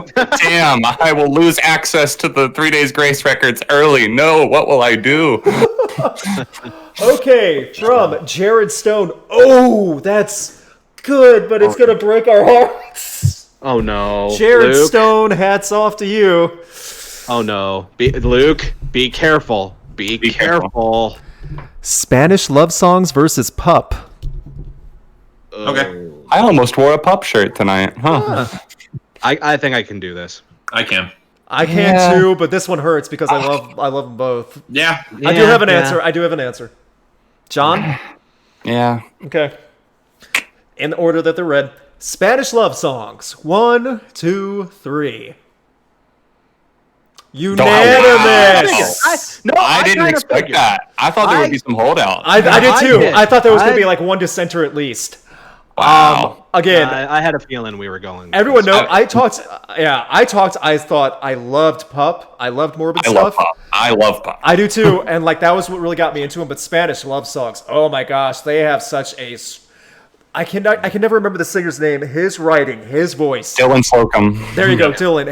He has such a dramatic and believable misery behind every single word he sings, and the music Feels like he's crying half the time. Yeah, everything he does is believable. That's the strength of the band. Yes. And I mean, both of these albums are album of the year candidates. I think right now, Spanish Love Songs, Brave Faces, Everyone is still my number one as of right now. Same. Yeah, Yeah. I would argue that as well. But again, no disrespect to Pup, but I just think Spanish Love Songs hasn't beat out just by a hair. So, Yeah. John, why Spanish Love Songs over Pup? I mean, their past two albums are pretty much perfect. I mean, Schmaltz and Brave Faces, Everyone are just, I mean, they one up themselves. I know some people are ride or die more so for Schmaltz, but I mean, the new one, Come on, though. That's the new one is just. It's on the same level. if anyone's people. whining about Brave Faces, Everyone wasn't as good as the last, go screw yourself. It's such a sellout album. Yeah, well, it's like $999 is worse than $1,000. Well, I'll take both. I'll gladly take both. Can't give you Morbid the- Stuff was my album of the year last year, It was people. my number So 3, so yeah. come on, like, see what we're dealing with here. Yeah. Mark, why Spanish Love Songs over Pup? It's one of 4 albums I've given a perfect score on my channel. Is Brave Faces, Everyone. Schmaltz is a strong 8. For those who are curious, and this is coming from someone who's seen Pup live, and they're phenomenal live. Oh yeah, they're amazing. Yeah, so I'm like Double Bill put both of them on tour with like the Menzingers or the Wonder Years, like. Ooh, Because that was my last the Wonder Years tour was happening. my last No, concert it was for quarantine was it the was- Wonder Years of Spanish Love Songs. So That would have been incredible. And I'm Throw sitting Pup there on there. throw Pup on there. I agree. Yeah. Yeah. Why not? Why Pup on the the hell not? Canadian Yeah. leg and like. It's annoying because I love both acts. I think both acts have tremendous potential. I think they're going to be on a concert or a festival bill sometime, and that festival is going to make me cry at several points. Like that's just going to happen. So Both bands are going to be playing at the same time. Oh no, that's no. Is that how we get punished in the Coliseum if we have? Yeah. We get torn in half trying to go to both of them at the same time. How does Pup die in the Coliseum? Oh, we can't do that. We can't. Do they get the? cannot. Are they the other band that gets the finger guns? Good job, guys. Yes. Well, we're certainly not giving Pup the old Yeller treatment. Oh no. But Pup runs That was a away good and survives. Oh. He gets better, no more rabies. He pops back up, he's fine. There we go. Thank you. Okay, that was a good suggestion. That was Very good. a thinker, Very good. but that was a good suggestion. As we go through the super chats again, it's not too late to get super chats in. They're read at random. We have 295 likes. Thank you guys again. If you want to know the Crash Thompson impression, we get to the 300. We still have over 350 people watching live. Thank you guys again for tuning in for this. And we'll go to the randomizer. Okay, it pops up here. Okay, that's interesting. I like it. There, it's something simple. From Chocolate Zeus Productions, Sugar Ray versus Smash Mouth. Okay. We have not done that one before. No, we haven't. I have an answer. Yeah. I think I have an answer. I think I have an answer. We might be the first 4 people to talk about both these bands at the same time in 2 decades. Well, in something that isn't a meme. Yeah. Yeah. True. Okay, so who was first? Okay, so Sugar Ray was first. Sugar Ray, I Ray. believe, Sugar yeah. Ray. 1, 2, 3. I'm gonna shock some of y'all, but yeah. Yeah. Huh. Okay. Okay. And we're Okay. split. I And for thought I was gonna be alone. No, but I yeah, am too. okay. And Smash Mouth. Okay, 1, alright. 2, 3. Okay, fair They have enough. other songs. Yeah, okay. Sugar Ray too. I don't know what else to say. John, why don't you go first then? Just for Smash Mouth, why did they get the thumbs up? The Shrek soundtrack, man. It's the Shrek. I mean, come on. Where was Sugar Ray? They were on Sugar fucking Ray- Scooby Doo. Sugar- You think anybody cares True. about that movie now? I Shrek can't is like a argue. meme legend. The Meme mo- legend. And It's true. The motion picture soundtrack company does not have anything for Sugar Ray like they did for Smash Mouth. It's true. Scooby Doo were starring in the Sugar Ray they starred in the live action version of Scooby Doo in 2002. And if you haven't seen that, look it up. Great No, stuff. you're right. Yeah, great stuff. Mark McGrath gets possessed by the little evil demon spirit of the island. Sugar Ray was also in Joe Dirt too, oddly enough. Oh, How do you know that? Because I saw it on TV. It was on TV. Two? Yeah, there's a Joe Dirt 2 that came straight to TV. It wasn't even in theaters. But yeah, the entire band's in it. Was David Spade still Joe Dirt? Yep. And they got the same Oh. girl too. Oh my God. The same girl, Brandy or whoever. Yeah, oh yeah. Oh yeah. Huh? Well, what else does David Spade have I'll going just- on, right? Yeah, right. I'll just go really quick for Sugar Ray. You know what? Their 90s output before they went to Every Morning, There's a Halo Hanging From My Corner. They had a lot heavier stuff than people give credit. It's that one song, I Just Want to Fly, on an album filled with heavy music. It was, Yeah, they were pretty hard. It was a bait and switch song for an album like that. 1459, for what it is, I don't think it's that bad. It's really not. Smash Mouth, Yeah. I don't know. The Shrek soundtrack is great. Astro Lounge. Astro Lounge is the Astro one Lounge is great. with Walking Astro on the Lounge. Sun. Walking on the Yeah. Sun, yeah. Okay, But Astro Lounge. I think Sugar Ray had a little more, and the Sugar Ray's not laughed at as much. Are they? I don't even know. Some circles. Yeah. Yeah, Fair but they're enough. not as widely known. That's Not for true. sure. That is true. Okay, for the wrong reasons, I guess. I don't even know. And Mark, why does Smash Mouth get the thumbs up? Well, for as much as Smash Mouth is a sentient, like floral tie-dye, like tropical, like shirt combined Yes. with the Mick G music video, like at the same time, they had their lane, they stuck to it, and Walking on the Sun is great.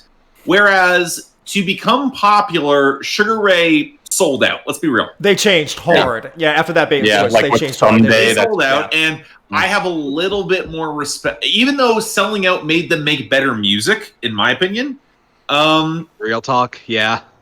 Like I kind of respect Smash Mouth for sticking to their lane and kind of managing to thread the needle with their established sound rather than having to change their sound to get middling to slightly worse results. Fair enough. Also, Smash Mouth was in Rat Race. I just remembered that. The very end of Rat Oh, Race. yeah. They were. I kind of like that movie. I did Oh, too. so did The I. ending So did I. sucked, but the rest of the movie was hilarious. Yeah. So, you know what? Yeah. Crash, why does Sugar Ray get the thumbs up? See, Mark, I'm actually in a weird sort of. I'm kind of the opposite. Yeah, Sugar Ray sold out, and they had to change their sound to get better. But like, man, I've heard Lemonade and Brownies, and I've heard the stuff, like, man, they were not a good heavy band. They were not. I almost admire them more for being able to say, well, okay, we're not good at this. Let's just do something else. And that something worked out pretty well. And I hate to admit it, but for me, John, it's actually quite the opposite. The Shrek soundtrack killed Smash Mouth for me. Hearing that song in every freaking meme over the past 15 years. Oh, it's still going on. Yeah, it's still there. I cannot see a picture of an outhouse without hearing somebody. Why are you looking up pictures of outhouses online, Crash? What the heck's going on?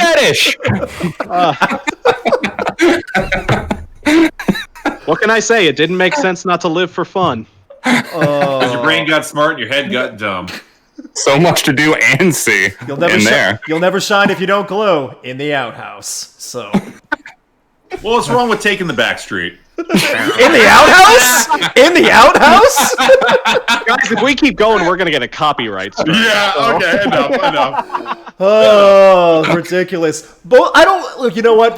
Not even so much a death punishment for both of them. They have to go back and relive the 2000s when they were finally not popular anymore. Oh. They have to relive that period. So, Mm. yeah. So, moving on. Thank you guys again. Over 300 likes. Another Crash Thompson impression will be coming soon, I'm sure. Thank you very much. Keep the super chats coming. They're all read at random, guys. And let me pull this up. This keeps popping down for some reason. And stop. Okay. From Brandon Barrettfeld, Coheed and Cambria versus Styx because it's so funny. Laughing emoji. So, Coheed and Cambria versus Styx. I can do this. So can I. Yeah. Yeah, I can do it. Okay. Coheed and Cambria. 1, 2, 3. Okay.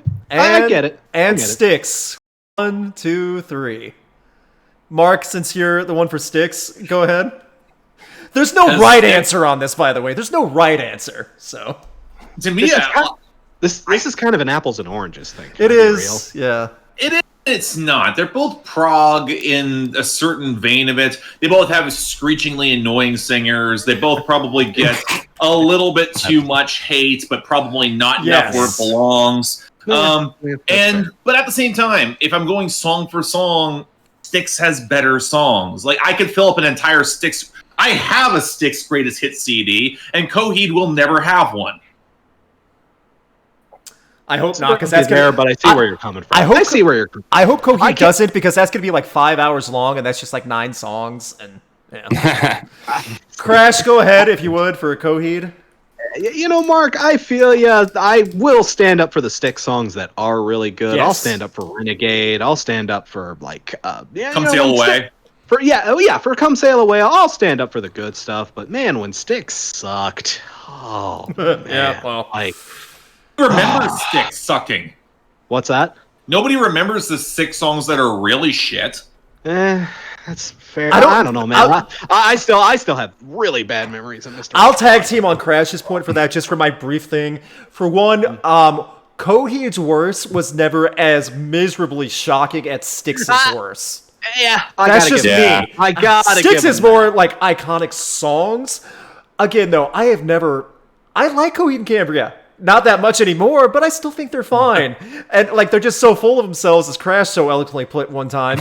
But I still say, the thing is, I think Claudio Sanchez I like his voice, and the guitar work is on the albums. So that's why Coheed for me.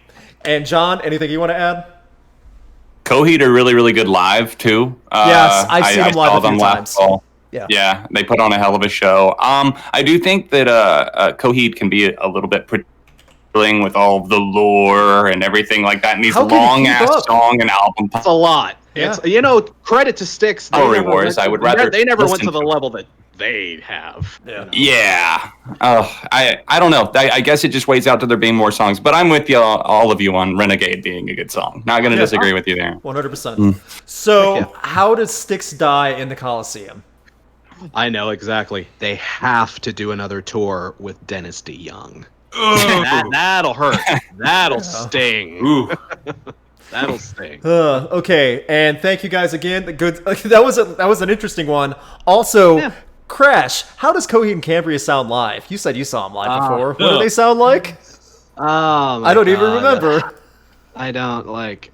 See, the thing is, I don't have a Bible of lore in front of me, so I can't tell you about how the bicycle with the midichlorians falls into the master's skeleton, and then you find the neon sign that say of the aliens of Xanthar shall come down. Claudio, I have a question. What is you lost me at the bicycle with the medical orient? The origin of the bicycle you want to hear about? Well, Paleontology is the answer. You mean you didn't buy our demos EP that features 18 of our unreleased songs about the Armory Wars that explains everything? Oh my god. you know there's a Coheed. Right? You know there's a Coheed and Cambria cruise, or there was at least. They did it for 1 year. Can you imagine the level of fanboy nerdism over all that stuff that's on that boat? Yowza. Sure, I've been to Comic-Con. I don't know, man. But on a boat, on a cruise in the Comic-Con ocean, you can't escape. You can't leave. And, you know, that seems like, to me, that is just like the worst. But because, you know, Coheed is one of those bands where they have one of those, you know, that kind of nerdy guy who will corner you at a party and will not let you leave until he tells you everything about his obsession. Oh, Coheed, but they have this thing in this one book, but it's not canon, but it has this thing about, but there's this other part with the lore. I feel attacked right now. No, I'll fake. But Mark, imagine a ship full of that guy. You can't just leave the boat. You're stuck. And you're the one guy that got dragged on to just take photos or whatever. Every single person on that boat is that guy. Everyone in the band is that guy. Claudio is that guy. Do they at least play Welcome Home as you dock the ship? Yes, but not without the 8-hour thesis. Yeah. I thought you were going to say the 8-hour jam session at the end of the song. Yeah, that's true too. We'll go through these a little more quickly. We had way too much fun doing our Coheed impression. We're sorry.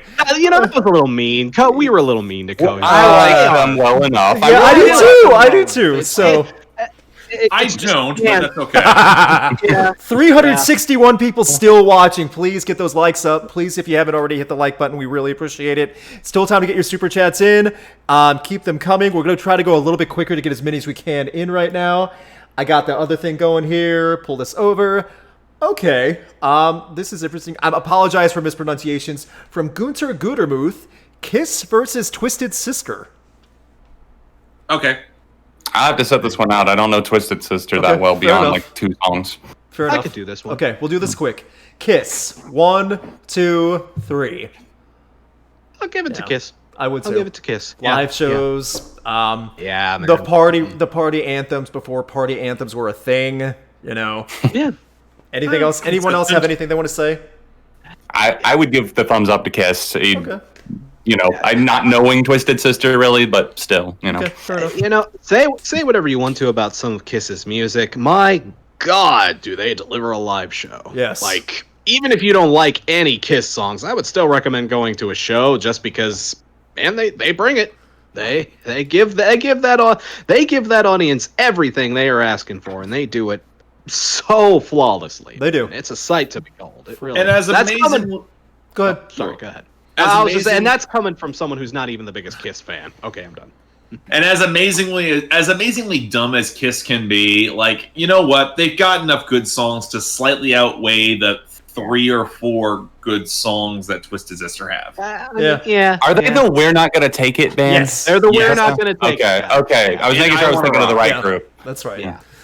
Okay, thank you again. Does Twisted Sister die just from irrelevance? Does Dee Snider just try to be famous Dee again? Snider has to go back and do a congressional hearing again. Again, about the her. censorship stuff. Yes. Okay. Yeah. Okay, from Zachary Teachin. Again, sorry about mispronunciations. The Black Keys versus the White Stripes. Have we done this one? I feel like we've done Between this these one two? before. Yeah. Okay.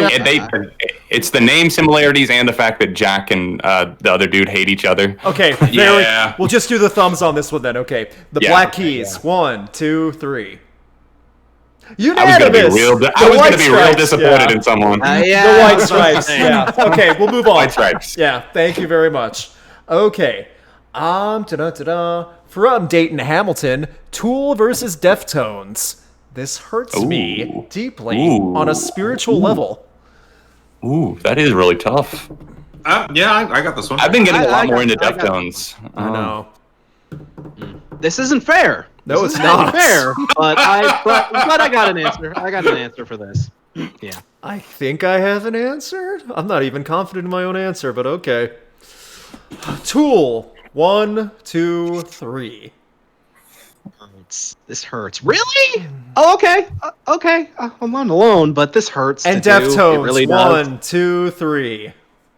Yeah. Yeah. I'll start. These are two top tier bands for me. I love both of them. I will say this: Deftones have a little bit more skippable tracks in their albums and discography.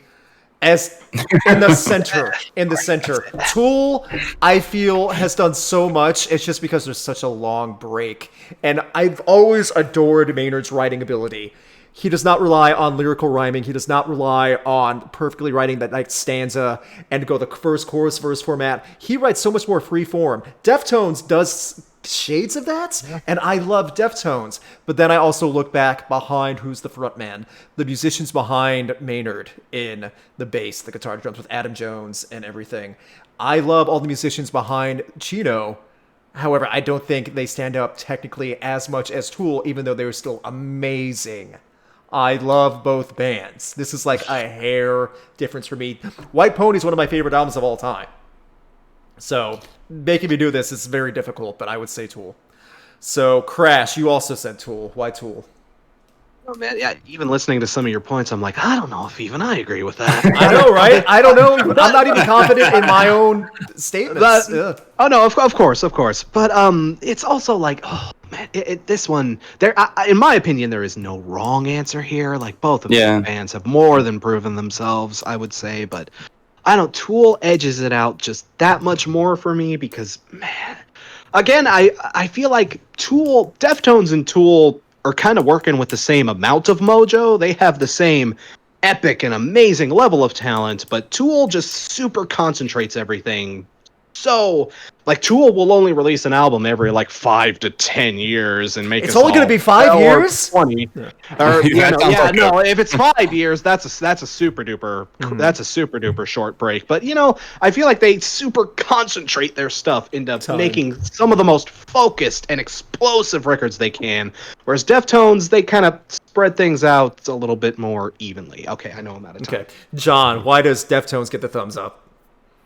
I think Tool can be a little bit too heady for me sometimes, where it just feels not inaccessible, but it's like, do I want to sit down and listen to this super long? I feel like Deftones are a bit more. They're a bit more accessible, and I do like that. It almost feels like there's a bit more variety to their sound because you listen to an album like Saturday Night Wrist, and then you listen to Around the Fur. Those are very different releases, but they both have really, really strong qualities. And I loved Koiden no Yoken that came out in 2012. Yeah, 2012.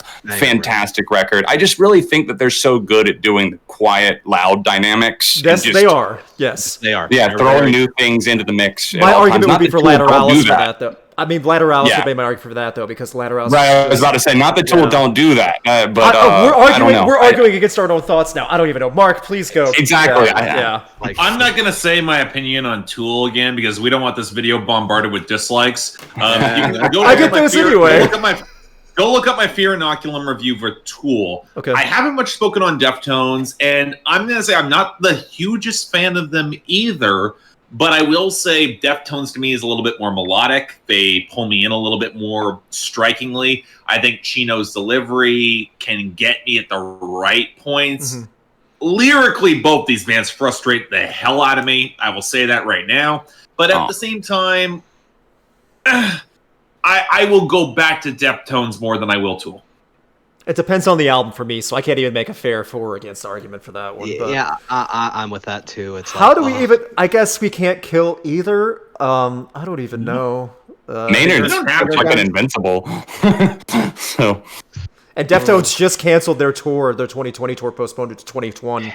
So Tool did the same thing a month ago. So I don't even know.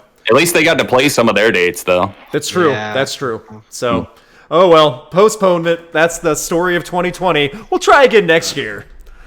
Yeah, we're postponing our announcement until next year. Yeah, pretty much. As I pull this in and stop. Okay. From Miguel Prats.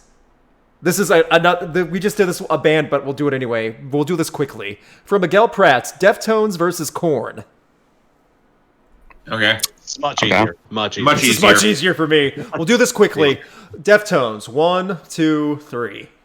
I'm glad I get to give them at least unanimous thumbs up on it. Yeah. There we go. I mean, I never once felt a Deftones album sucked out loud. I've thought that about Korn. So. Korn have a lot of those. Half the totality. Yeah. On my list of 10 good songs on bad albums coming Friday. I know. Anyone else have anything they want to say? Can we that they want to throw out there about Korn? Okay, let's move on. Yeah. Let's move on. Yeah. Korn dies. They get stuck back in the 2000s when all their stuff was very late 2000s when all their stuff was crap. No, I'll say crap. Okay. Scroll down a little bit and stop. Okay, I don't see the comparison, but I'll do it anyway. From Patrick, Palaye Royale versus Good Charlotte. And then he says he apologizes. I don't see the comparison. I don't either. There's not much.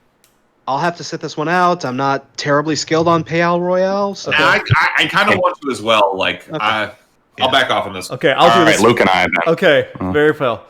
On 3 for Palaye Royale. 1, 2, 3. Yeah. Palaye Royale have a lot. Palaye Royale have a lot more going for them than people realize. Good Charlotte have a lot of not going for them that people realize. Their albums have not aged well. Yeah. They're not at all. And Palaye Royale have an album out May 29th. Yeah. So shout out to them. Yeah, there you go. So I think that's an easy one. Fair. Yeah. How does Good Charlotte die? Irrelevance. Well, who knows? Good Charlotte blocked me on Twitter after my review of the last I saw album. that. And you were, I remember when that happened. Kidding. And you weren't even that mean to him either. I wasn't. I gave it a 3. I gave it a 2.5 or a 3. Yeah. That's not even... Man, and they didn't even block me, and I did regretting the past on one of their albums. Ooh. You know, we blamed it on his kid. He said he lets his kid run the Twitter account, but yet they never unblocked me. So Okay. From Dayton Hamilton, Asking Alexandria versus Of Mice and Men. Oh, this is not hard. This is not hard for me either. It's easy for me. John, you ready? Yep. Okay. Asking Alexandria. 1, 2, 3. Unanimous Of Mice and Men. Okay. Yeah, Of Mice and Men. 1, 2, 3. Just for the graphic. Yeah. I mean, yeah. I'm not even into them, but I'm not a big Of Mice and Men fan. I'm not either. I've seen Of Mice and Men's live several times too, and they never won me over. But I would still put their stuff over Asking Alexandria. The early stuff from Asking Alexandria was the most memorable, and even then, it's starting to fade away pretty quickly. Of Mice and Men, when Austin Carlisle left, and they had that album come out, their first album without him, it was pretty good. That was way better than it had any right to be. That was a damn solid bop. Yeah. So, how does go ahead. And also, I got to admit that new one from Asking Alexandria did them no favors. I'm aware I was kind to that album, and I still gave it a 4 out of 10. That is kind for that. I didn't even mind the self-titled album, the one that had Danny Warstop. I didn't even come back. It wasn't fine. bad. It wasn't bad. Again, better than it had any right to be. This new one is bad. And I remember talking to these guys, just to kind of pull back the curtain a little bit, talking to these guys about this album, saying, I want you guys to listen to this album the day it comes out, because I got it a couple days early, and I'm seeing other websites report on this, giving it praise, loving it, and I'm thinking, is something wrong with me? Am I missing something? No, they just want them to appear in their magazine at some point. So they're like, "Hey, remember how we gave your album a perfect score?" Don't get me wrong.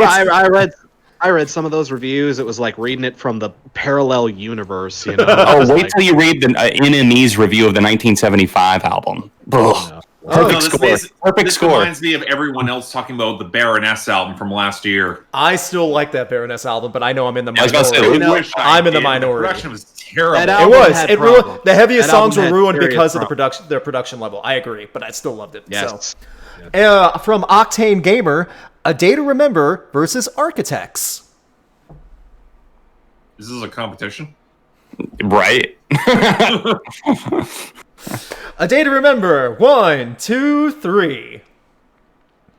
Architects. 1, 2, 3. Crickets. Honestly, I hate to do that to A Day to Remember. I don't. man. I like A Day to Their new Remember. stuff, yeah. Their new stuff, no, but the old stuff, yeah, I like. But Yeah. it's not really a Architects, contest architects against are a head and shoulders above A Day to Remember. And again, I really like A Day to Remember, especially the early stuff. But Architects, Oh yeah, untouchable Yeah, but- stuff. yeah. They especially lately, they have been just knocking Lyrically, it out of the park. musically, everything. Yeah. Yeah. Whereas The Day to Remember is working with Marshmello.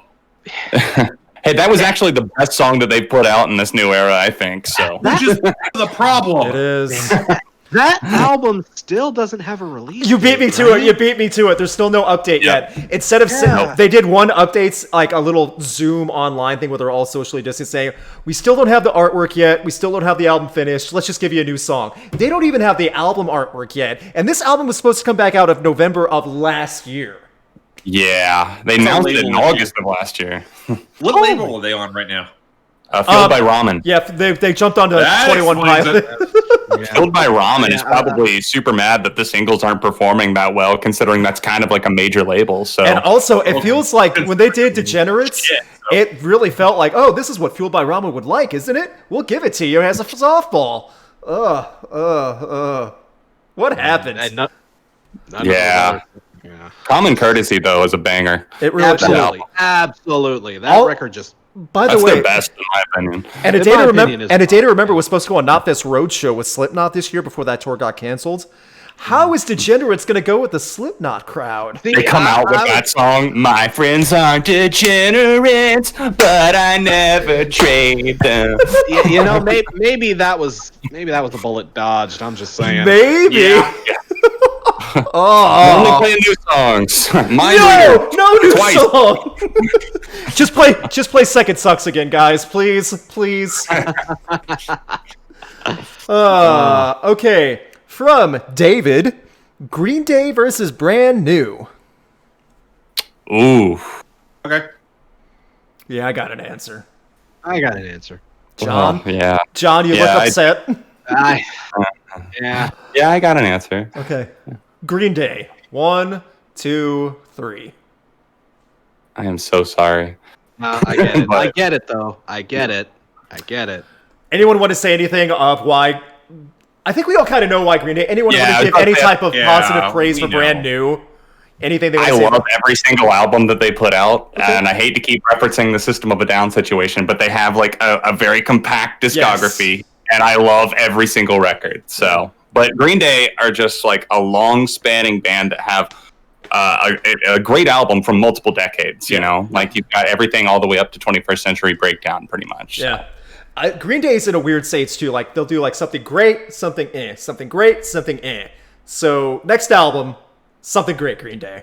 Yeah, I'm I hope. expecting that. I hope so. Yeah. So At least on par with more like Revolution Radio. I'd be okay with that. I'd take that. Yeah, over the new one. Yeah. Yeah. So, let's not kill Brand New. That's mean even for me. Brand new kind of killed themselves. They're kind of dead already. So, Yeah. Let's move on. Let's move on. Okay, this popped up from Liquid's back. This is the individual singers' careers, or I guess, Gene Simmons versus Ted Nugent.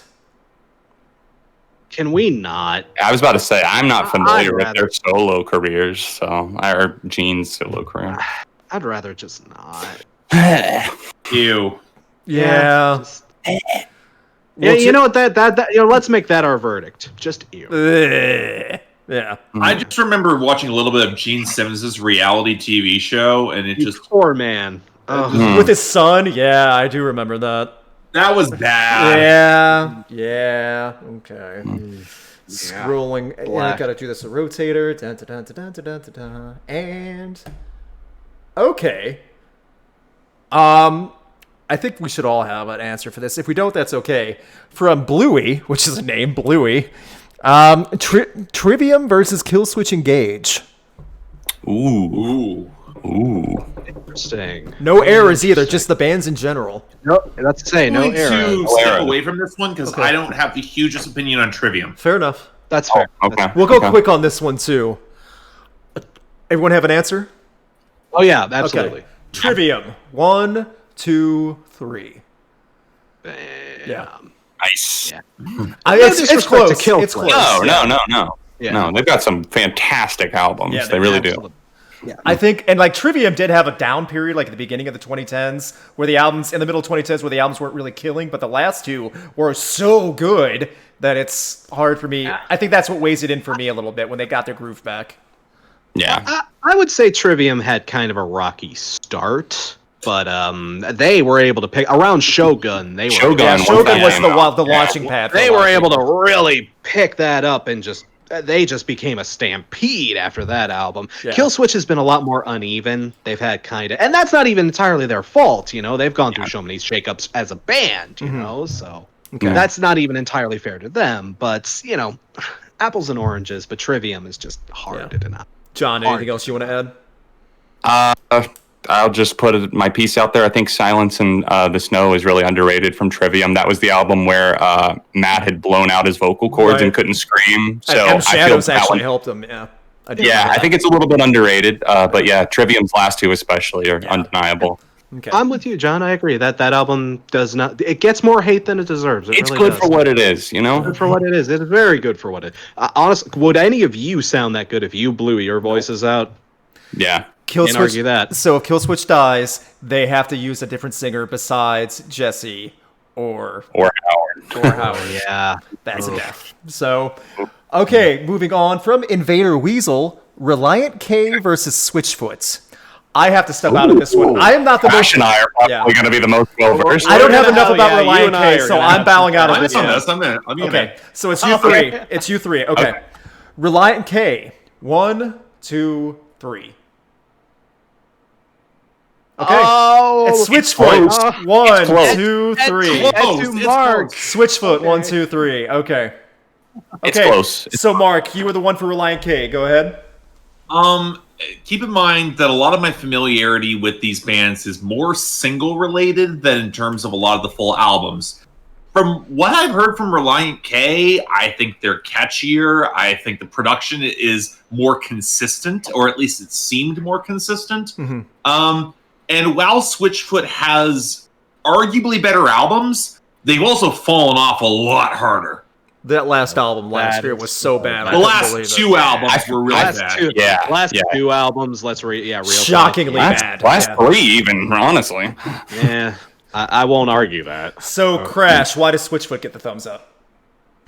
I got to admit, this might just be a little bit more personal, but I mean, Switchfoot. We're both talking about bands that came from the Christian rock scene. Yeah. Yes. Even in the 90s, you know, you really had to be something special in order to cross over. There were a lot of Christian bands that did not cross over, and thank God they didn't. Thousand Foot Crush, right? I was just about to say. but here's the thing: like Switchfoot have a few albums I would say you really, really just need to hear. Nothing is Sound, Beautiful Letdown. Those are records you got it. Okay. Relient K, I'm sorry, and this might just be just the way I was introduced to them as well. This might just be like a personal beef, but I was introduced to them as, first time at Christian school. I was this weird kid who didn't start out as a Christian. You know, they came out to me, Crash. Oh, so you're into like punk and like heavy rock? Oh, you should check out Relient K. They are the heaviest band. You can imagine. You like punk rock? Oh, even I know that. And listen to college kids. I know that. Yeah, somebody passed me. What was it? 2 lefts don't make a right, but 3 do. And I was sitting there with my Bad Religion and my NoFX and my Offspring, and I was like, so this is what Christianity is. So it's no wonder it didn't stick. Did you get sent to the office holding a Relient K album as like blasphemy or some type of satanic album? I think I did get in trouble once for actually doing a bad impression of their singer when that album that came out, that album or whatever, and that song that goes, gotta get out of here. Oh, that Escape, that one song. Hey, I won't hear any slander of that one. That's like my favorite Relient K song, motherfucker. I will slander. Because that is like, that is like. That album is a classic from that scene. Okay. John, what about Switchfoot though? Why does Switchfoot get the thumbs up?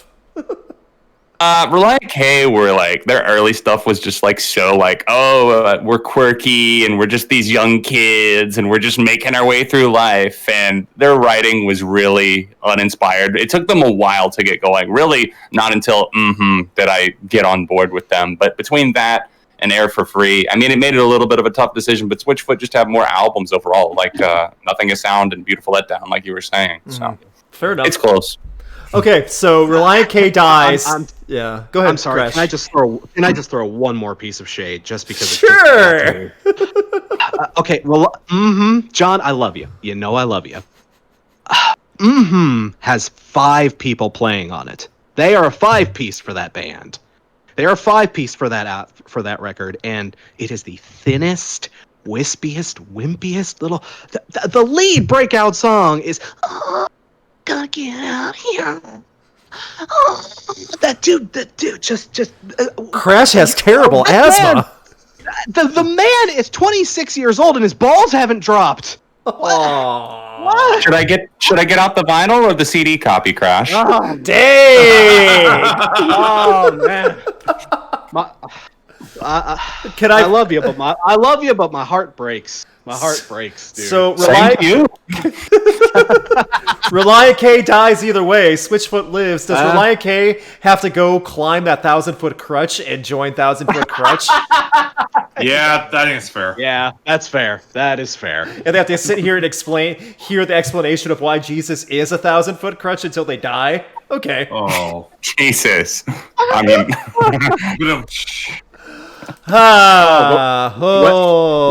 When your problems are 1,000 feet high. He's a 1,000-foot crutch. I love that we are how many episodes into this rock? No, I refuse to let that die. No, I refuse to let that joke die. Funny. Never, ever, ever. Everyone has to know. Do you guys that was on the first episode. Do you guys remember our reaction when Crash told us that and we didn't believe him? Yes. We all did not believe him. Yeah. No. I didn't believe it myself when I heard it, so it was like, yeah. We got time for a few more. Keep them coming if you've got super chats. From Devin Sterling, going back to the 90s, Soul Asylum versus the Goo Goo Dolls. Easy. I'm going to have to sit this one out. I don't know Soul Asylum. Easy enough for me. So, Crash, Mark, myself, do you guys have answers? Yep. Oh, yeah. We'll keep this one a little quicker. For Soul Asylum, 1, 2, 3. Unanimous. Yeah. Goo Goo Dolls. 1, 2, 3. I mean, come on. Dizzy Up the Girl is one of the most underrated Left Behind albums of the 90s. Yeah. I don't know if I'd say it's Left Behind. I feel that album still gets a lot of love. But yeah, no. But man, Dizzy Up the Girl. Mm-hmm. Even like Black Balloon. Even Black Boy Balloon, Named Goo and Gutterflower. Or A Boy Named Goo and Gutterflower. Gutterflower was the one after, yeah. Gutterflower's good. Yeah. Like that band had a hell of a sweet spot. Mm-hmm. Soul Asylum, they have Runaway Train. They have moments. Somebody to shove. They have moments. You don't really need. Yeah, you don't really need to hear too much else. You know? Runaway Train is not better than Iris. It's not. No. Not even close. Not even close. Not at all. Not even. Mark, anything else you want to add? I loved Goo Goo Dolls since like high school, and like I can't. I'm not gonna crap on the Goo. I'm not gonna crap on the Goo Goo Dolls. They're just great. By the way, I got paid to shoot them in 2017 in Florida. They still know how to perform live. Nice. Awesome. Yeah, they're still doing good. For them. I have video clips somewhere on Facebook or somewhere, but like they're still getting the crowd into it. They're good. So, Soul Asylum Die by Runaway Train. I feel that's appropriate enough.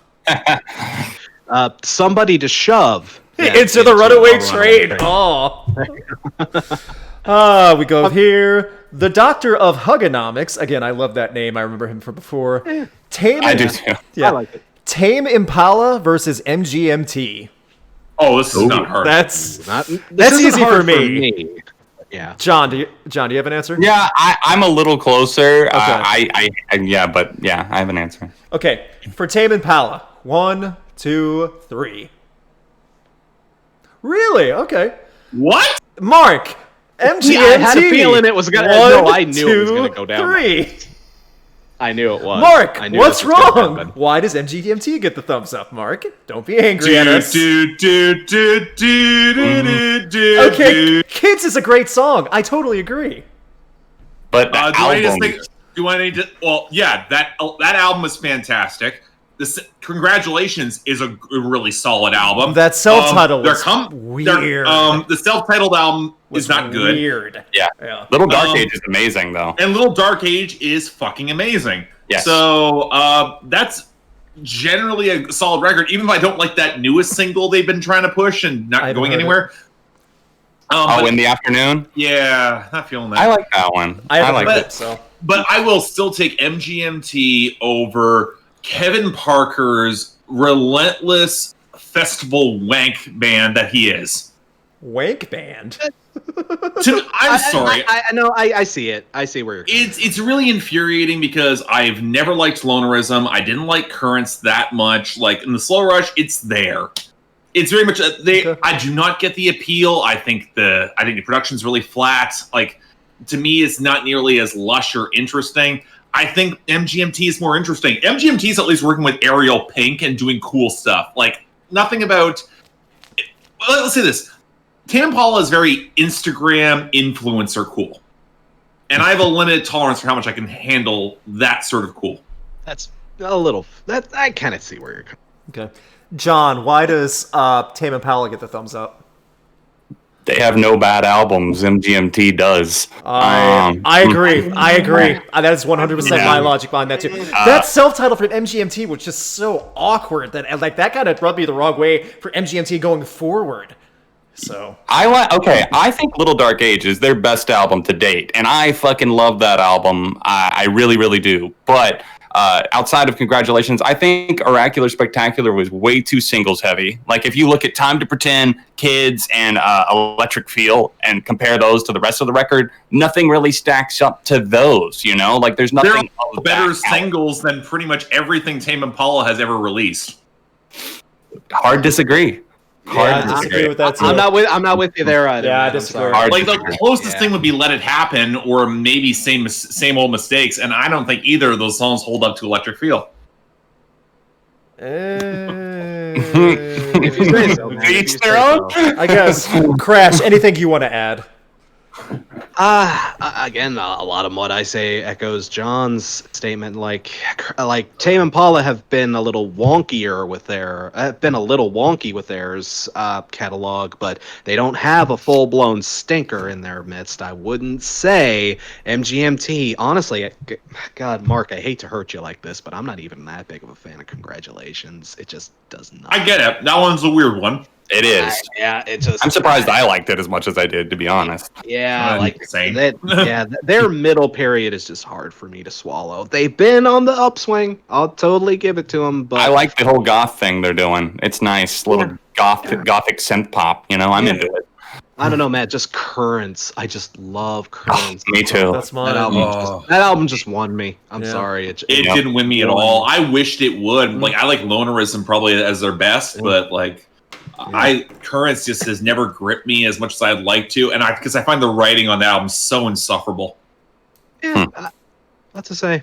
Maybe that's part of why. Maybe that's part of why I like it so much. I tend to not listen to them for like their lyrics or their substance. I put them on and I just kind of chill. I just kind of groove. Good for you, because look up "Cause I'm a Man," and that's one of those songs that I'm just like, oh god, no. Oh really? Yeah. Okay, that's fair. So how does MGMT die? I don't even know. In the afternoon. Yeah. Okay. Yeah. All right, it's 3:30. MGMT in the pit. Okay. Do you guys have 10 more minutes to go 10 minutes longer? Hey, sure. I have a suggestion. Why don't we, if the chat is cool with it, why don't we just go through and do rapid fire thumbs up, thumbs down, so we can do as many as we can, not in the doc. I like it. Okay. Just thumbs up, thumbs down, no discussion really. Okay, hopefully it'll be more like we're going through the actual document, but just verbally. So Right, okay, but you get to see it live. You get to see our facial expressions. Okay, here we go. We appreciate you guys. Okay, we love this, guys. Thank you so much. Let me see the numbers right now. We still have 350 like people 350. live. It's still right there. 317 thumbs up. Thank you so much.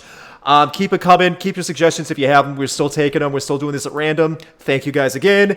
And let's go rapid fire. Thumbs up, thumbs down, boys. From Dragame, I can never pronounce your name. I'm sorry you're in the Discord. I'm so sorry I can't pronounce your name. Alkaline Trio versus Angels and Airwaves. I get why they've asked that, but hard to compare. Okay. All right. Alkaline Trio. 1, 2, 3. Angels and Airwaves. 1, 2, 3. Get where you're coming from, Mark. Yeah. I like Matt Skiba. That's my man.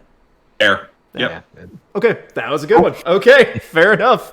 And pull this over here, la la la. From Goku-san DBZ, Evanescence versus Lacuna Coil. Oh. Yeah. Well. I was like, I see Mark. I know where Mark's going with this. Okay, Evanescence. 1, 2, 3. Really? I thought I was going to be the only one. I thought I was going to be the only one for Lacuna Coil. Interesting. Wow. Okay. I don't even know if we've ever talked about Lacuna Coil either. I wasn't sure who it was going to be, but I figured one of you. I thought I was going to be the only defender of Lacuna Coil. Yeah. No. Interesting. Okay. Anyone they have anything they want to say really quick about Lacuna Coil? They have 2 classics. Yeah, they do. Yeah. And Straight up. Lacuna Coil has been fairly consistent. Yeah, I got Rock Band to thank for getting me into them. Their song "Heaven's a Lie" and something else. Oh, yeah. From Comalese. That's great. Comalese, Yeah. Cambria, yep. Good shit. Okay. And the memes never got Lacuna Coil either, so that's true. Yeah. That is true. Okay, pull this over. Dun, dun, dun. Good suggestions. From Gunter Gutermuth, Fallout Boy versus Paramore. That's not even fair. I feel like we've done that one before. Have we? Okay. I don't think we I don't know if have, we've done but these yeah. two together. Not together. I'm just so used to hearing their names in the same sentence. Yeah, that might be it. Okay. Fallout Boy. 1, 2, 3. Okay. Wow. Interesting. Paramore. Okay. 1, 2, 3. Okay. No bad albums. Oh, from Paramore, you mean? Okay, I was gonna say you. Paramore. I was like from Paramore. Fallout Boy. When I'm I'm like, giving the thumbs up. No. okay, yeah. Paramore's quality has dropped off, but even I would still say Paramore over. Yeah, that's just me. So, The Air 129, Weezer versus Green Day. We've had that one before. We've had that exact Yeah, one. I think we have to. Okay, Yeah. moving on. Thank you though. Anyway, Green Day for me. Fair enough. Same. Okay, from The Air 129 again. Well, that's good. Korn versus Disturbed. Okay, yeah. I have an answer to this. I do too. So do I. Yeah. Korn. 1, 2, 3. Okay, Disturbed. 1, 2, 3. I'm sorry, guys. I just don't like Korn. That's fine. I'm with you there. I just don't like Disturbed. Well, there you go. There you go. Honestly, it's fine. I don't even know what to argue either way, but yeah. Yeah. Right. Yeah. I'm good. I'm not gonna get mad either way. There you go. Yeah. Right. This isn't a hill to die on. Yeah, Not that worth one's- my energy. That one's not worth fighting over. So, Not at all. from Gunter Gutermuth, Panic at the Disco versus Green Day. All right. Yeah.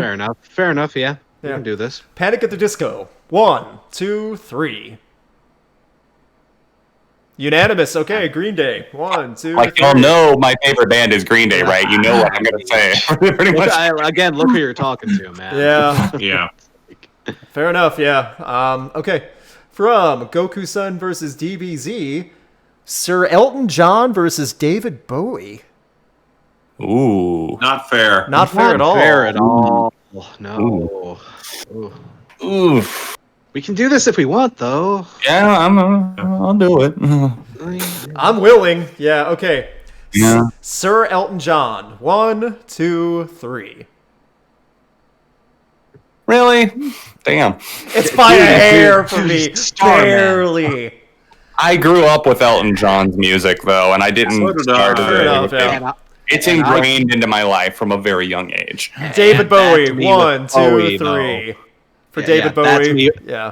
That's me with Bowie, though. Yeah. You know. That Yeah, would- I get it. I obviously No wrong love answer both. on this one. Yeah. This is not Yeah. this is not fair. There's Nah, no right yeah, I'll answer say. to this. I would say, but Yeah. yeah. Yeah. From Devin Sterling, Buckethead versus Tom Morello. I guess it's guitarist. Yeah. I'll sit this one out because I'm actually not familiar with a lot of Buckethead stuff I am. necessarily. Yeah. The dude has like I'll say I know 10,000 it. albums. I can't keep up. Yeah, he puts out like so much. He just put Yeah. he put out 3 albums while this recording was going on for the live stream, actually. So for Buckethead, 1, 2, 3. Yeah, Tom Morello, 1, 2, 3. Come on. Yeah. Buckethead is an amazing guitarist, but he's not Tom Morello. He's not. He's not. So- Not been a part of the things that Tom's been part of. Yeah, Buckethead's biggest album was Chinese Democracy. So take The that for dude what can it's worth. play though. I'll give it to the Absolutely. dude. He's, Oh, yeah. He can play. If he wasn't so nutter butter crazy wearing the bucket on his head, people might take him as touch more seriously. Maybe. Possibly. Maybe. Maybe. Everybody needs a gimmick. I guess. From AJ Kamey, again, sorry for pronunciations. 80s Iron Metallica. 80s Iron Metallica. 80s Iron Maiden versus 80s Metallica. Again, I gotta set out because Iron Maiden. That's very vague though. That's like because man, those bands went through shifts even in the 80s. Like, Yep. Okay. Okay, I got an I answer. mean, I can do this. I can do this. 80s Iron Maiden. 1, 2, 3. No disrespect to Metallica, but okay. Yeah. Wow. Oh, really? I'm alone here. Metallica. Fight. 1, 2, 3. John, stop trying to get us to fight.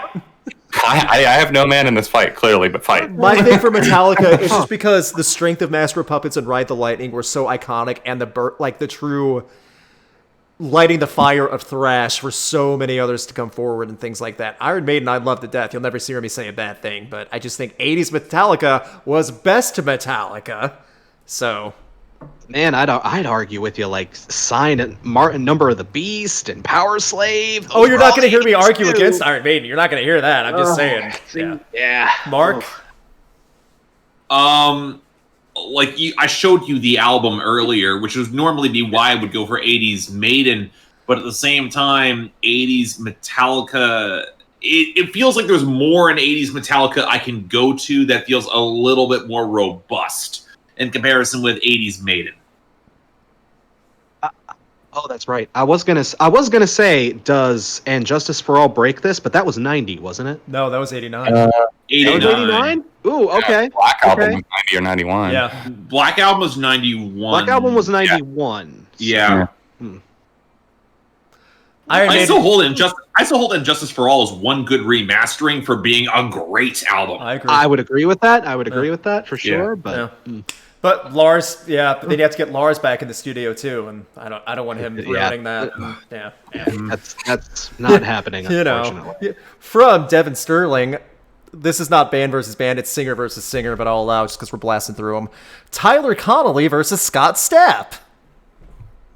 I'm not familiar with Tyler Connolly. Isn't he the It's singer? Theory of a Dead Man. Yeah, singer of Theory of a Dead Man Oh yeah, I thought he was Theory of a Dead Man. versus the singer of Creed. Quick.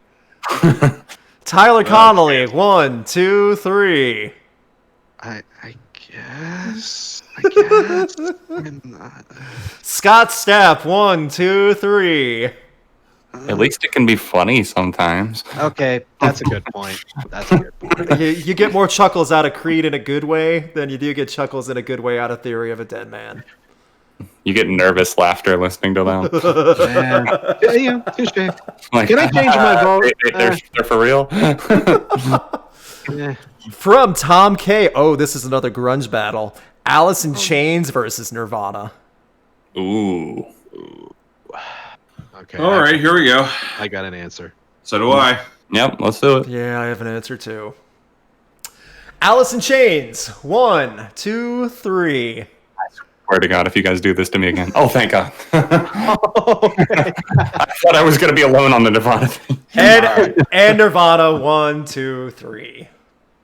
I love Alice in Chains. Yeah, Same. Yeah, you know what? The thing is, when he didn't specify, he just said Alice in Chains.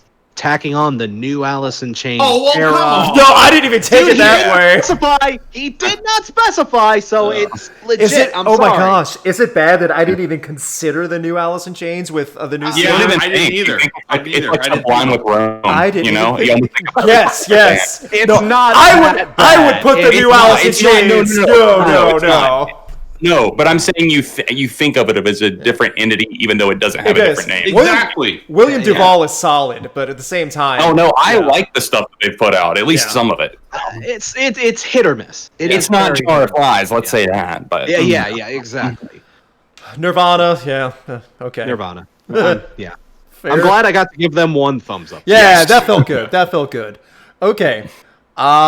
We might have already done this one before. I don't know if we've done it together. From Joe Hines, sorry pronunciation. My Chemical Romance versus Green Day. we've definitely done I'm that. Okay. positive we've done We'll this. skip that Yeah. one, sorry. We'll save it for the super chat. We did that one. From Nate the Great 2556, that's a name. Parkway Drive versus While She Sleeps. I don't know While She Sleeps. Okay. I'm the other way around. I'm not really. I know very little Parkway Drive, so. Crash, do you know? I could probably do I this, can but do I'm this not one. skilled Very on quick. While She Sleeps. But I can do it real quick. Parkway Drive. 1, 2, 3. I'm going to give it to Parkway. I would too. Okay, I'll just leave it at that. We'll go to the next one. Okay, we'll only do like 2 more. That's it. Then we got to get moving because I've kept these guys way too long. From Grillmore, Code Orange versus Knocked Loose. Ooh. Okay, interesting. Interesting. The hardcore scene. Yeah. Okay. Code Orange. 1, 2, 3. Boom. Nice. Unanimous. I Okay. figured somebody would go for Knocked Loose. I don't That's a I dislike. cannot get into them. I like Knocked Loose fine. I've never seen him live, but at the same time, I like Knocked Loose fine. The singer is very hit and miss depending on the song. That's fair. Too much for me. His Too much voice, for me, yeah. definitely. Code Orange, I have sung the praises of many, many times. So Yeah. I feel like Knocked Loose could get on that level. I feel like they have the potential, but they haven't hit it yet. Okay. They just haven't hit it yet. It's interesting. fair enough. And finally, the last one from Nirmal Menon, the 1975 versus 21 Pilots. Oh, okay. What an interesting one to go out on. That's an interesting one to go out on, yeah. The 1975. 1, 2, 3. 21 Pilots. 1, 2. Oh, did you go ahead, Chris? Sorry. I was gonna say you guys are gonna be kind of mad. Really? Okay. I wouldn't be mad if I'm not mad. I think no, I'm not mad at all. I'm glad that someone gave it to Okay, him. yeah, no, yeah. Fair enough. And 21 Pilots. 1, 2, 3. Okay, yeah. I will. Can I just say in 21? I know it seems like I'd be the last person to stick up for 21 Pilots right now, but I don't know. Their early records just slam. They really do slam so good. And 21 Pilots has never wowed me the same way the 1975 has wowed me. I don't think they're gonna wow me again anytime soon. But like, Well, you have an hour and a half of material apparently to be wowed. So No, Loki has an hour and a half of NyQuil. You forgot, not music, NyQuil. see, I'm not reviewing that one. Imagine an hour and a half of Maddie's smoke break holding a wine glass, except it's the concert and it's the album. But this is what I don't get. The singles weren't that abhorrently boring. No, I agree. I agree with you. I only heard like 3 of the singles, but I know what the singles were. And in the context of the record, those are the only upbeat songs. Oh. People might be the most misleading lead single I have ever heard in my life. Let's just say that. That is shocking. There's nothing that even comes close to that. And I would say that the only one on the album is If You're Too Shy. That is the most 1975 sounding song on the album. So what do they do for 90 minutes? Instrumentals. Really? Lots of instrumentals. Lots of instrumental and lots of auto-tune. Imagine the song on the last album, I Like America and America Likes Me, except more intense and less interesting and less upbeat. That wasn't the most upbeat. That wasn't the most upbeat song to begin with. Exactly. That's what I'm saying, man. I literally said to Hannah last night before we hit play, I said, please be good. And then we sat there for an hour and a half. I'm going to really regret giving that thumbs up, aren't I? Sounds to me like Crash Thompson's reviewing the new 1975 album now because of that. Oh, no. Well, no. It's actually been Patreon requested for me. Okay, so you have to. A year and a half ago. No. A year.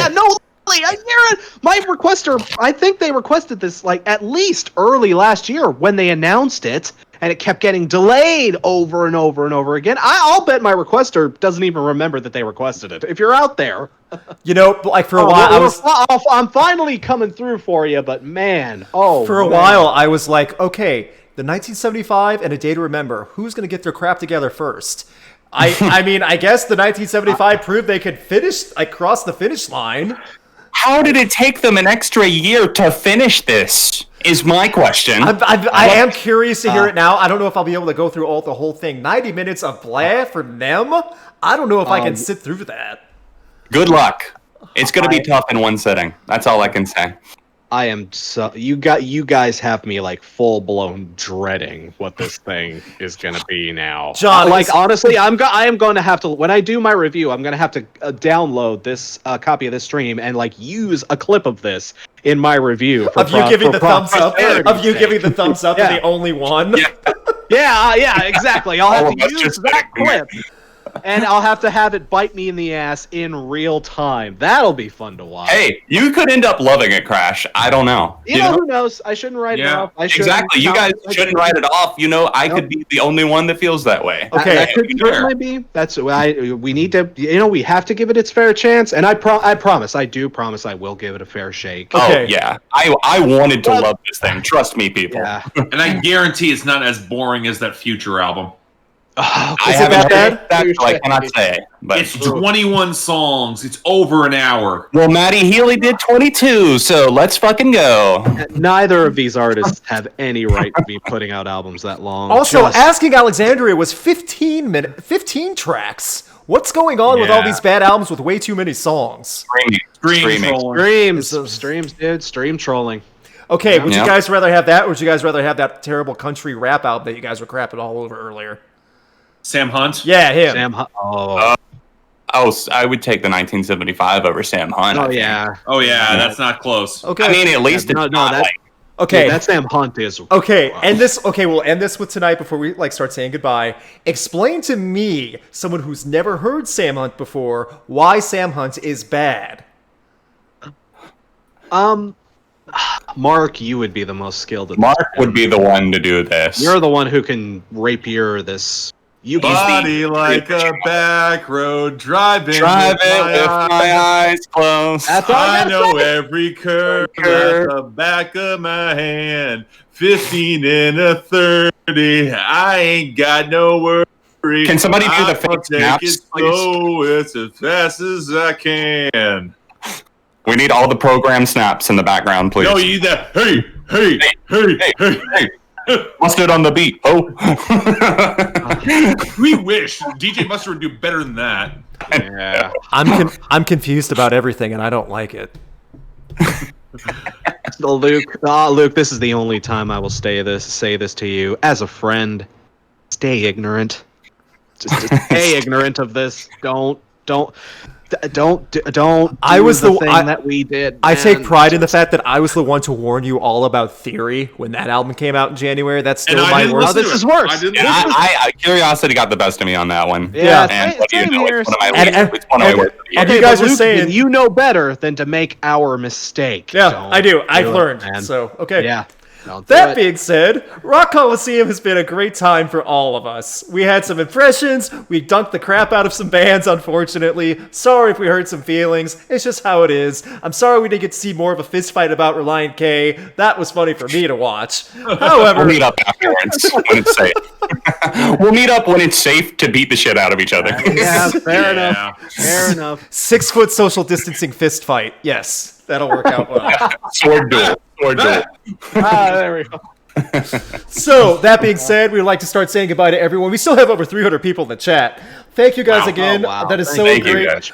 Someone just said in the chat also, Mark is a much better singer than Sam Hunt. So, good job, Mark. I agree. I agree. All of us are better singers than Sam Hunt. Every single one of us. So really quick, we'll go down through some exits just to give introductions how they can find each other. John, why don't you go first? How can they find you? Hey guys, you know me, John from ARTV. If you don't, then go check out my channel. I think Luke's got it linked down below. I just dropped my top 20 Blink-182 songs earlier today, and I have a SOS coming this weekend about the worst remix collaborations of all time. Like when a pop song comes out, but then they do a remix and they add somebody else to it. So we've got some big takedowns there. And of course, the 1975 album review either tomorrow or Friday. Awesome. Mark, why don't you go ahead where they can find you? You can find me at Spectrum Pulse. That's my regular tag on Twitter and Instagram. Also, spectrumpulse.ca if you want to see my full new site that's been fully updated. Coming up, I also have Billboard Breakdown, its own separate channel. If you guys want to watch the insanity that's been going on the past a couple of weeks, all over there. Coming up next, I got the review of Jason Isbell's Reunions, which is going to be dropping right after this video closes down. And at the same time, I got On the Pulse coming in the next day or two afterwards. Awesome. Crash, go ahead. Everyone, thank you again for tuning in. I'm Crash Thompson. You can find me on YouTube at just Crash Thompson or Crash Thompson XO if you want to find me on Facebook, Twitter, Instagram, etc., etc. I also am going to be dropping immediately after this my Jason Isbell review. That'll be interesting. You know, I don't think we've ever reviewed the same album at the same time, Mark. So that'll be interesting to see. But yeah, I'm dropping my Jason Isbell review. I guess it's also an Asking Alexandria review, if you want to call it that. I'm also later this weekend. I'm going to be releasing a request rundown. I'm covering the new ones from Vader, Testament, Siren, and Milk Teeth. So they have a new one? They have a new one. Yeah, they actually have a new one. I heard part of the Testament one. So, okay. Yeah. Awesome. I'm going to be doing that. And I've also got How to Get Into Dark Souls coming somewhere down the line. So very good. I have 10 good songs on bad albums hopefully coming out Friday. That'll be an interesting one for you to check out one good song on albums that are not good. So stay tuned for that. Again, I'll have this video up. I'll have the Super Chat document posted to these guys as soon as I can, and then hopefully we'll have this up maybe Friday. Again, I said before, for the people that dumped in a ton of Super Chats early before the stream started, some of them might have been lost, but they should pop up eventually. I'll work on to get as many as I can, but I have most of them say 90% no matter what. So everything should be set. We'll have new rules going forward. Thank you again. One final thing. Crash Thompson recently reviewed the new Danzig album, Danzig Sings Elvis. However, I don't remember what my favorite Elvis songs usually are more upbeat, like Jailhouse Rock. Danzig didn't cover that one. How would Danzig cover Jailhouse Rock, right? He covered a bunch of He covered the worst Elvis songs by far. How would Danzig sing Elvis's Jailhouse Rock, Crash? How would he have made that? How would he have God, in 1983 or even 1987 or 80, even 1991, that would have been a treat. But to hear it on the record he dropped this year, it would have been like, well, there's wholesale block. Oh my god. Jailhouse wrong.